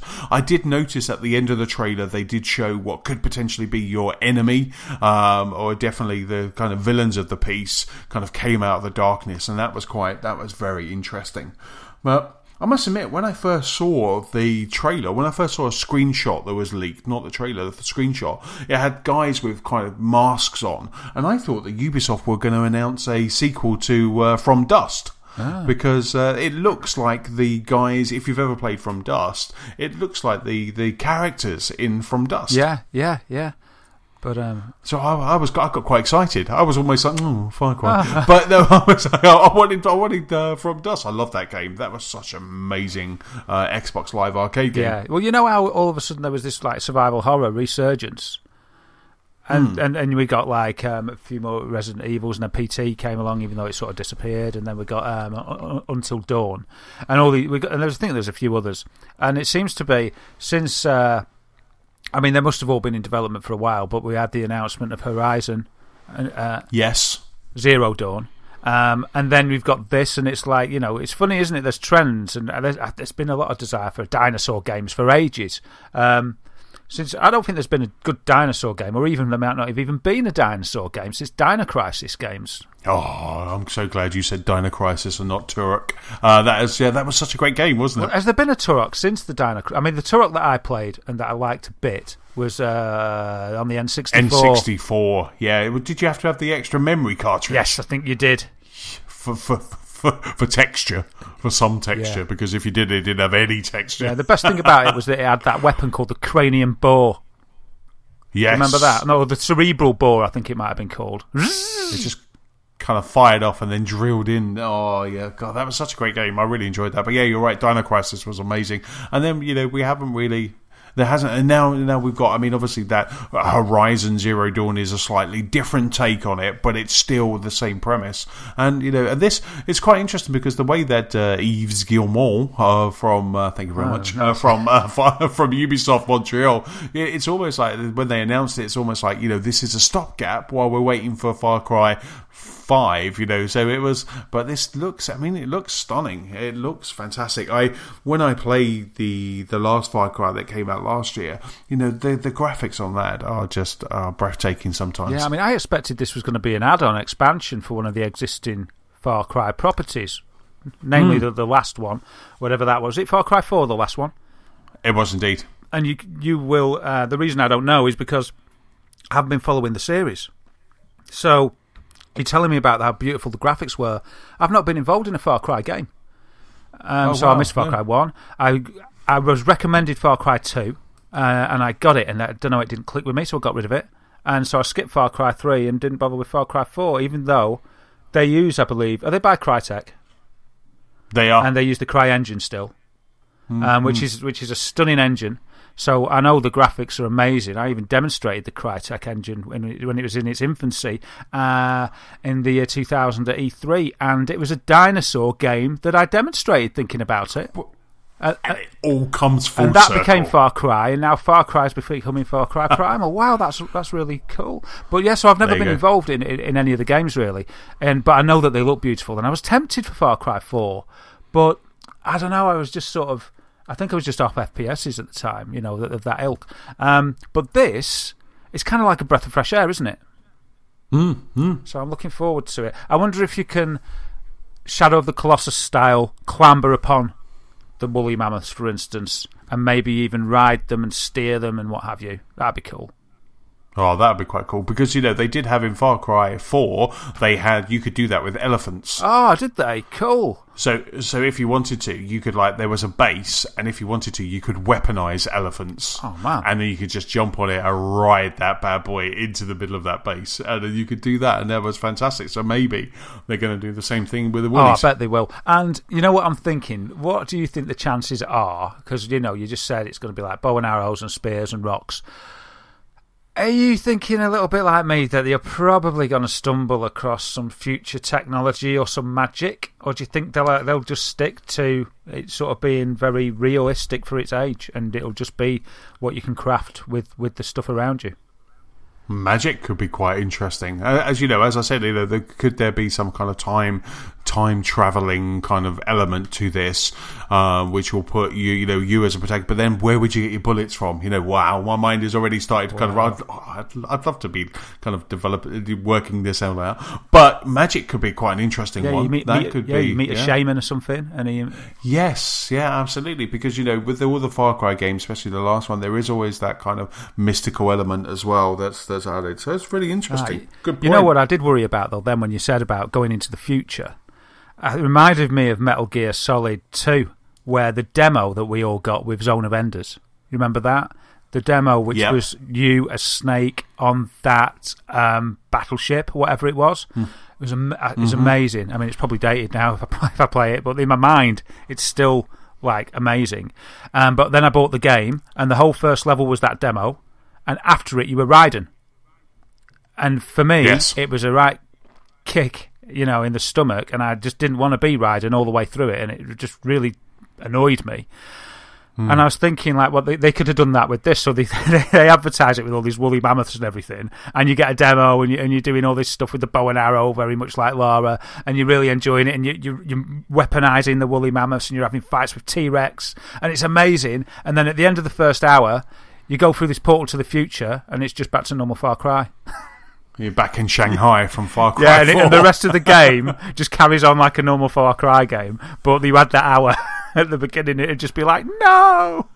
Well, when it was first announced, or when it was people, that wild speculation on kind of Twitter and on the internet, they were saying about dinosaurs in Far Cry, and I thought it would just be an area, a bit like Jurassic Park, an area in the main map of Far Cry 4, because I was thinking like you, that maybe it was just an add-on, that there would be an area that would just suddenly have dinosaurs and you would be taking them out, and I just thought that was quite cool. But this looks even better, and I'll be really interested to see kind of what it is, and we don't have to wait long. So this is almost like a Fallout 4, where it's out in a couple of months. It is, and it's not like that Far Cry 80s thing, Blood. Do you remember? Oh, that was really good. That was amazing. When you first turn that on and you play that, like Blood Money or whatever it's called. Yeah, but when you first play that was just incredible. Even down to the dodgy kind of video looking, and it was just so good. And the fact that you didn't have to have Far Cry to play that, you could just play that. It was a freestanding kind of add-on. It was fantastic. Yeah, but this is going to be Blood Dragon. That was it. This is going to be more than that. It looks like it's, that was it was a parody and a little bit tongue-in-cheek, and the development, it still looks okay. Incredibly tongue-in-cheek, yeah, absolutely. But this is looking like it's, proper fully-fledged game, isn't it? It's looking really nice. Oh yeah, there's no messing here. This definitely is it's probably using the Far Cry 4 engine, which is why they're saying it's almost like a stopgap, while they come up with new fancy ideas for the next one. Yeah, well, the only fancy idea they really needed was dinosaurs, so, they're already there. But who knows what they're going to get next? Wow. Let's hope they carry on with such a good imaginative curve, and it's curving the right way for us gamers. Yeah. Just like it. Imagine if I was going to try and do a segue then, but I can't be bothered. It's just going to fall on its bottom. No, you had one good one. Don't spoil it. Don't spoil it. I'll leave it there. So the next news is a bit of a VR roundup, really. There's been some HoloLens news. HoloLens been really quiet since its sort of initial announcement earlier in the year. And there's been a bit of buzz. There's been a bit of buzz in the last few days about HoloLens. There's been some information about the launch. There's been a new demo, and there's been a glimpse of a new controller for it. So let's go into some of the information about it. On yesterday, we got the information that HoloLens, and they're calling it. Now, I've been calling HoloLens augmented reality, which for me is where the virtual is overlaid on the real, on the reality, a little bit like you can do that on the Game Boy 3DS. Yes, absolutely. So it's anything where you're looking through, or you can do it with your iPhones and your iPads and things. So it's where you're looking through a camera, so you're seeing the video of real, and it's got computer generated graphics overlaid on the top. And there's a Star Wars game I've got on my iPhone where you're in the Millennium Falcon shooting TIE fighters in the lounge. I don't know if you've seen that. It's pretty cool. It works really well on a spinning chair. Oh, really? That sounds so cool. Oh, I'll have to find the name of it. Yeah, so it's a proper Star Wars game, and it basically overlays the TIE fighters. It activates the camera, so you're looking at wherever you are. And I don't know if I read it or the instructions say it recommends a spinny chair. So your lunch break at work or whatever, you're on your spinny chair, you turn it on, you're in the office or wherever you are, and so the TIE fighters are all flying all over, wherever you are, and you sort of use your fingers to target them and shoot them. So that's cool. So that's augmented reality, but they're calling it mixed reality now. It seems that in the little demonstration they call it mixed reality, and I'm not sure if I just never heard that term before, but I thought it was always AR, but they're now calling it mixed reality MR that you're going to get through your HMD for HoloLens, and HoloLens is the only technology that's actually going to be giving you this in the way that they're offering it. So anyway, Microsoft talks about when it's going to be launching, and it's going to be launched in the first quarter of 2016, along with everything else, with all the other VR technologies. But this is going to be more of a development kit. So for the other VR technologies, the hardware that's coming out is going to be the consumer version. Oculus Rift consumer model is coming out in the first quarter of 2016. Vive consumer model, and PlayStation VR is consumer model. This is going to be more of a dev kit that they're looking to release, and the price of it is $3,000 for the hardware. So it's not cheap. Units of it, even then, you're not just going to be able to get one if you just ask for one. They're going to be limited to 2 per studio, and you've got to do a big questionnaire to get one, I think. So they're going to be selecting the successful applicants carefully. So it's something that is very interesting, sort of out of the reach of probably most people at the moment. From what I've seen and read about it, HoloLens, really, they're going to be targeting the enterprise first anyway. So it's going to be more of a commercial application. It's going to be used in more of a commercial applications when it comes out. So it wouldn't be, if somebody came up to me and said, what should I get? The VR or HoloLens, I'd definitely say don't bother with HoloLens at the moment. And there's a fantastic video. Have you seen the video that showed off the new controller? I haven't. No, because I know they had a big Microsoft event, didn't they, yesterday, where they were showing off new Windows 10 devices, but I haven't had a chance to catch up on it yet. Oh well, we'll put the link in the notes anyway. But they do a little tech demo, and they've got a guy and he's wearing the HoloLens, and for the first time, as far as I'm aware, he's got a controller in his hand. And they sort of said, right, watch this. And they've got a big camera set up, so the video you watch is as if you're wearing the HoloLens, with a little caveat that I'll come to in a minute. So you're watching it as it will be one day. And they say, right, activate.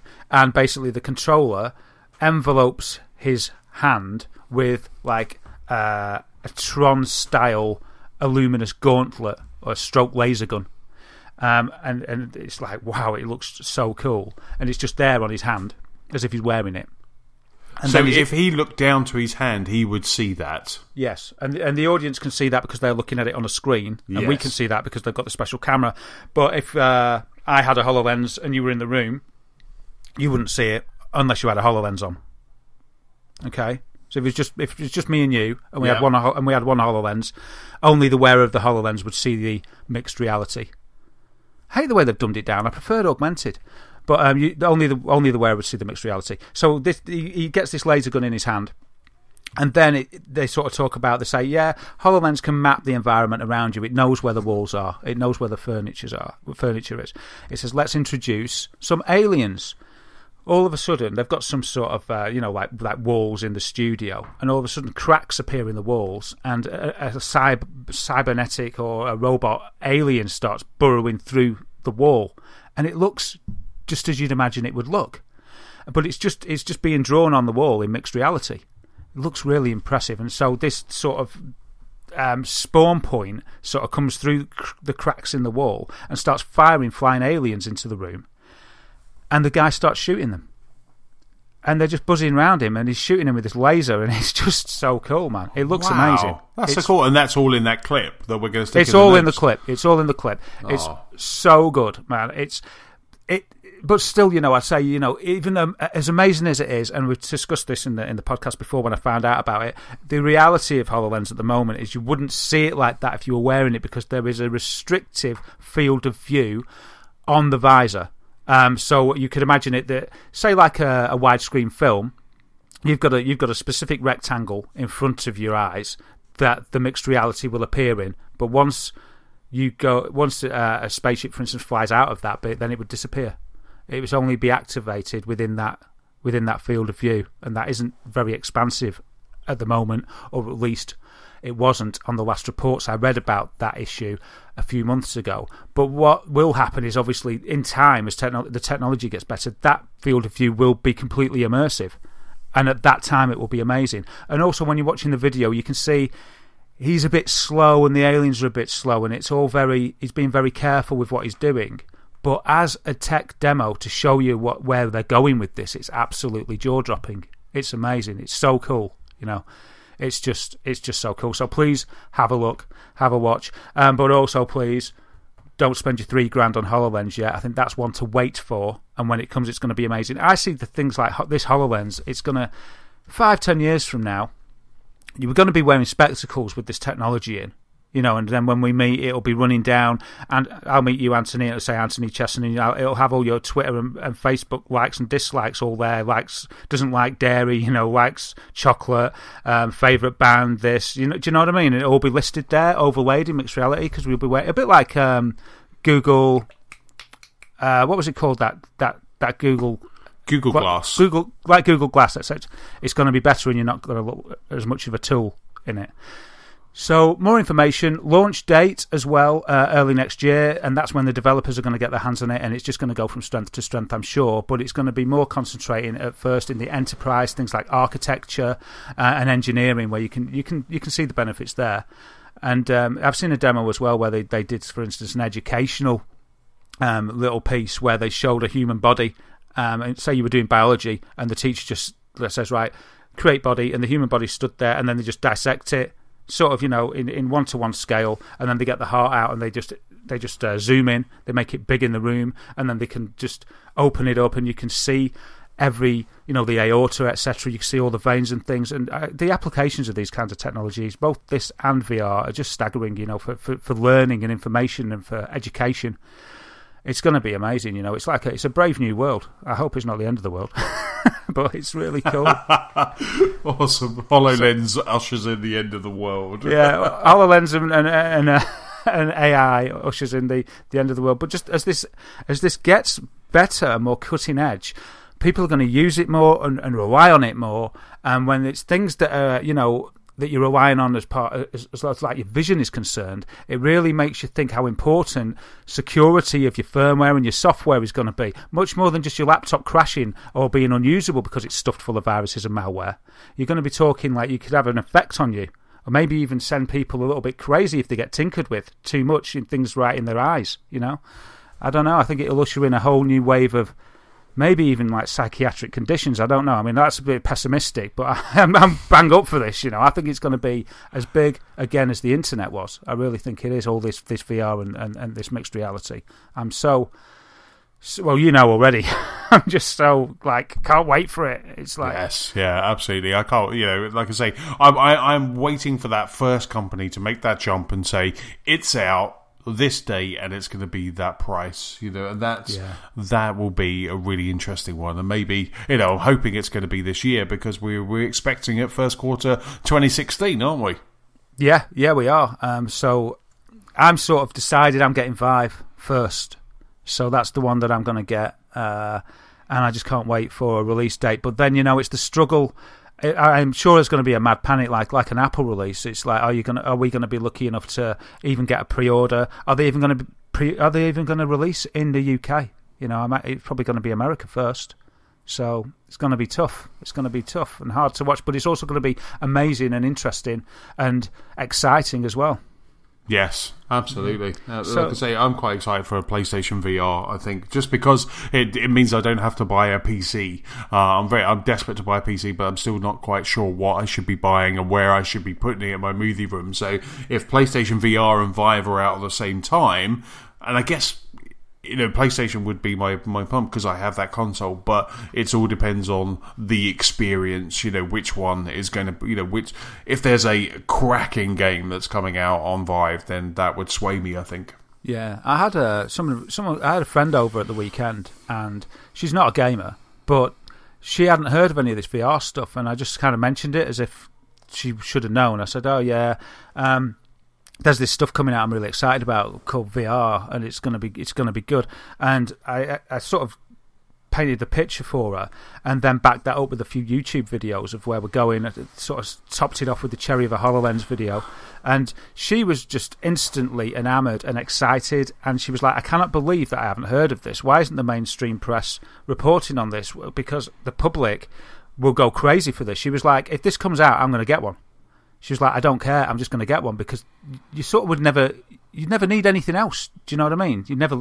Not that she didn't want to leave the lounge again or anything, but she was like, this entertainment that could be delivered through this device is going to be second to none, and the learning applications of it and all the rest of it. And she was just sold like that, man. And I was like, is this just my friend Alana, or is this going to be the reception that the general public give it? And she felt a bit betrayed. She felt a bit betrayed with it. Wow. Did you give her a copy of Ready Player One as she left? She'd already read it.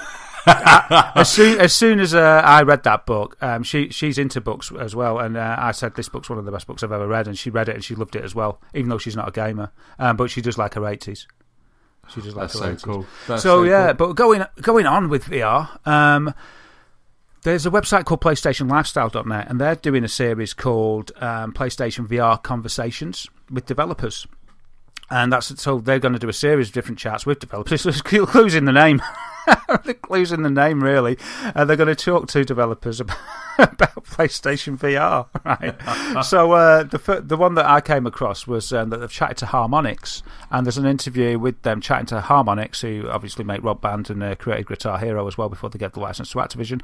And they're making a VR-specific title, a PlayStation VR title, and it's called Harmonix Music VR. I'd never heard of this until I saw this article.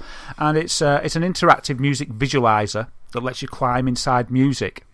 So I think a lot of this VR stuff at the start will be a bit tech demo-ish. You remember like the walking dinosaur on PS1? Yes. You just sort of went, wow, look at that. And you could just, because it's something that's you never expected to be able to have at home. I mean, I'd just stare at it and rotate it and zoom in, and I was happy because it was brilliant. So I think there's going to be a lot of these sort of experiences coming out.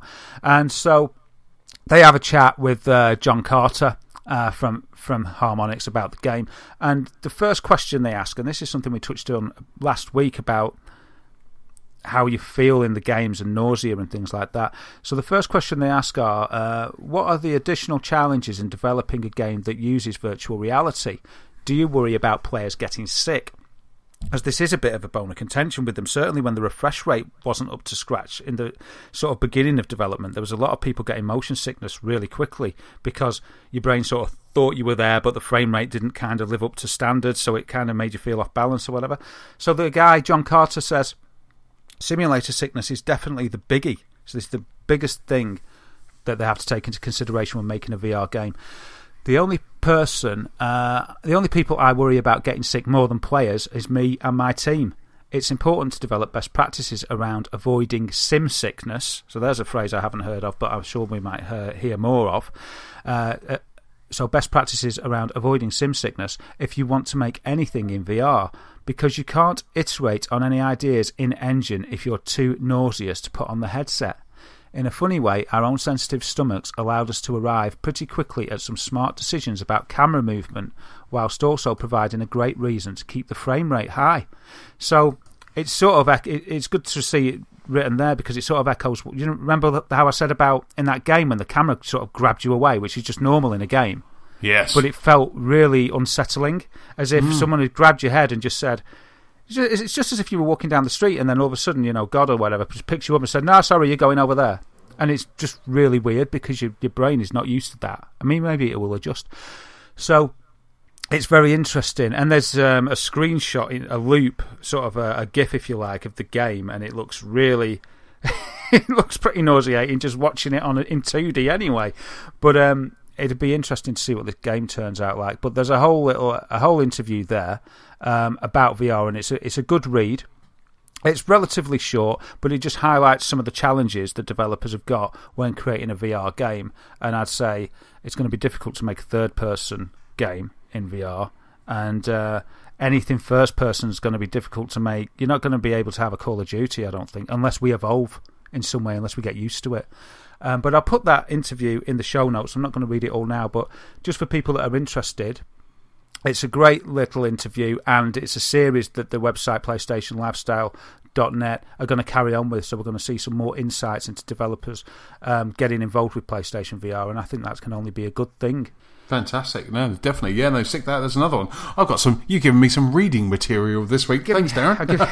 I'll be testing you next week. I'll be like, have you read that? No, I won't really. Because of the way that the games industry moves, we'll be on to so much more news. This will all be old hat by next week. So the very final thing that I've got for us today is some news from CD Projekt Red on a game that you might have forgotten about. Cyberpunk 2077. Do you remember that? I do indeed, yes. Yeah, I thought you would. I mean, it was an amazing show. It's right up my alley. Yeah. Well, like that probe. Yeah. Yeah, so this was mentioned first way back in 2012. And it was just shown, and it looked amazing, and everyone was like, whoa, what is that game? This game looks different and it looks amazing. You know, sci-fi game. I suppose I just said it looks different, but I suppose if you can imagine Deus Ex, Human Revolution, or a game of that ilk, so it reminds me of that crossed with Syndicate, but made with just amazing production values and just looking just very beautiful. It was a proper standout game for the year when it was shown, and it was quiet. And then I think they just said basically, well, we're not going to talk about that anymore because we're working on The Witcher 3. And fair play to them, they did, and they did a grand job with Witcher 3 as well.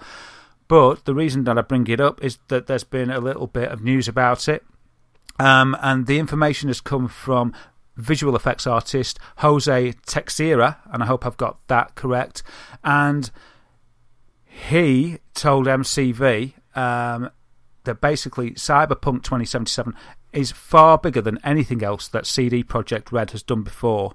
Far, far bigger. They're really stepping into the unknown in terms of complexity and size and problems we encounter with this game.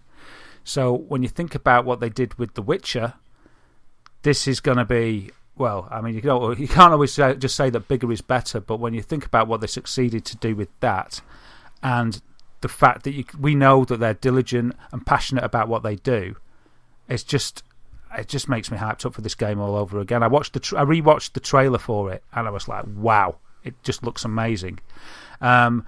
He also went on to say The Witcher helped Cyberpunk quite a bit because the game got so big and so complex that it really taught us, and they didn't really know what was going to happen.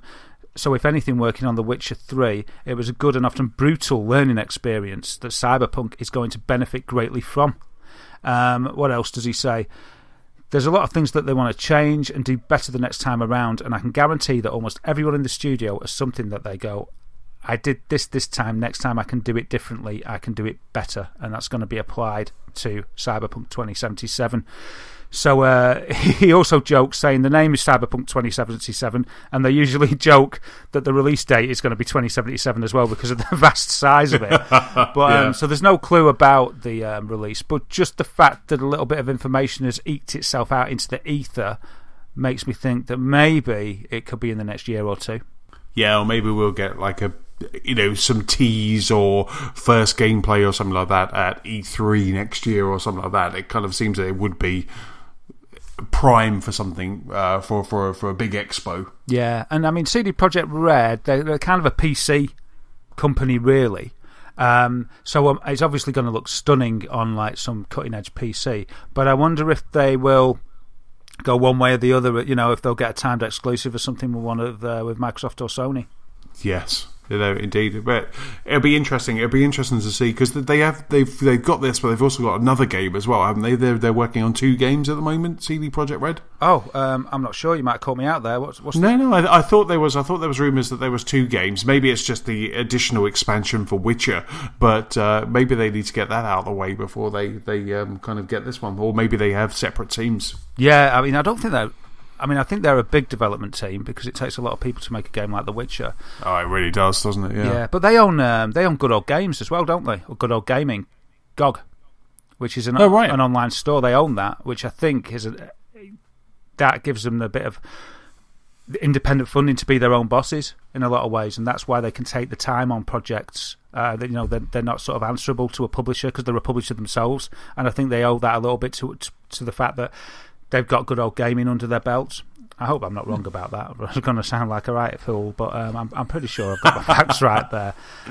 Awesome stuff. But yeah, because there's still a big expansion coming for The Witcher 3, isn't there? So yes, there is. I think it comes in January, doesn't it? So in that one, we've got like a 20-hour expansion that's coming in January. Yeah. Oh, and just a very brief thing for the final thing I've just thought of. What are your thoughts about Tony Hawk's Pro Skater 5? Do you know what? I wasn't interested in the game. I've never really been a big Tony Hawk's fan because I can't play it. So in that way, it's dead to me. But it just seems to be a complete mess at the moment. Yeah. I think the reason for this catastrophe is that Activision only had the license till the end of this year, and so they just decided to get something out, by hook or by crook. And wow! So it's like when they made that dodgy Fantastic Four movie in the early 80s or the early 90s because they just needed to keep that license going. That sounds like it's exactly the same. Yeah, that's the thing. It was something about if we don't bring anything out, then the license goes. So we'll bring something out, and if it does sell, it'll make us some money. But doesn't this sound like to me that they're hurting the brand, and this is just as bad as not bringing a game out, because who's going to buy the next Tony Hawk's knowing what you're knowing about this game right now? Yeah. I mean, well, you said that it was dead to you. I'll tell you something from what I'm seeing. This is really going to make it dead to everybody. I'm not a skateboarding fan, but I loved it. I loved the first game. I really liked. Absolutely.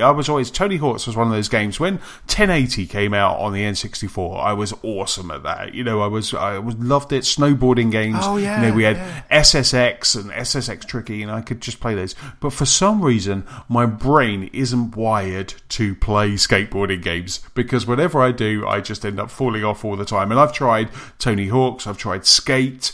I really want to because I used to skate when I was a kid until I kind of broke things or cut things or stuff. My mum stopped me using a skateboard completely. But I used to really want to play them, but I could just never play them. And one of my friends was amazing at it. And you go around and he'd fire up the PlayStation and he'd go, "What's this?" And then I'd take the controller and my guy would be skating backwards or something, and it was bizarre. I could never get them. So I wasn't interested. Obviously, it's great to see a franchise like that kind of improve, but it just sounds, all I'm reading really is headlines, and it sounds like it's a complete mess. Yeah. To all intents and purposes, it seems to be exactly that, a complete car crash, and it's such a shame for a game that's got such a great legacy. I mean, when it first came out, the way I found out about it was my friend was late coming round for a few beers, and I rang him up, and I said, it was about half an hour late, so I rang up, and I said, what are you up to, Kev? What are you doing? He went, sorry, mate, I've just got this new skateboarding game. And I just laughed because I was like, not bad, that's rubbish, because there'd never been a good skateboarding game. And he goes, yeah, I know. He goes, come round then. So I went round to pick him up. And he went, just have a look. And anyway, an hour later, and then Claire's ringing saying, what are you doing? And I'm like, well, we're just playing this skateboarding game. So then we brought the game back round to mine, and we just played it all night. Next day I bought it, and I absolutely loved it. That endless lore of that combo, keeping it up, I loved it. And the music, it was a wholly original experience for me, like a new genre. And then I think it kept up the quality with the second iteration, and then started to diminish with number 3. And then there was that ridiculous peripheral that they brought out that didn't work. I think that was called Ride or something. Do you remember that? And you stood on it. Yeah, I do. Yes. That was an abysmal flop. They were trying to harness, because I think the plastic instruments were at their peak. So they were like, yeah, we'll bring out something. We'll bring out the skateboard, but it didn't work. And then it sort of dwindled ever since. And it's as if instead of bringing the curve up, it's just like, let's put a final nail in it, which is such a shame. It really is. And on that kind of sad farewell to Tony Wistful Hawk's. notes. Yes, that's about it for this episode. Don't forget, you can keep up with us at gamesoflostspark.com. You can also find us on Facebook. You can find us on Twitter, where we're at Lost Spark Pod, and we're also YouTube. And don't forget, we have that PS4 Gamers of the Lost Spark community as well, where you can join us, especially coming up this weekend, because it's all about Star Wars. So, Darren, where can we find you online? Yeah, you can get me under the name Wythamator on PS4, Xbox One and Twitch, Dazagamer on YouTube, and at Daz Whittam on Twitter. So just to make sure that we can get, those anyone who wants to join us playing Star Wars maybe at this weekend, it's Wythamator is spelled Wythamator. Thank you, mate. It is a bit difficult. I should change it. No, it's awesome. Maybe next week we'll ask you about the origins. And then for me, I am Chessman on Xbox Live. I'm PS-Chessman on the PlayStation Network. And I'm Chessman UK on Twitter. Don't forget, if you have any feedback, please send it to our email address. That's feedback@gamersoflostspark.com. Also, if you're feeling generous, please leave us a review on iTunes. So that's about it. Hopefully we'll see you guys, or we'll be talking to you guys and seeing you guys in the Star Wars beta. I'm off to play Rock Band and watch the Bake Off final. Have a good weekend. Cheers, bye. See you in Hoth, everyone. Bye.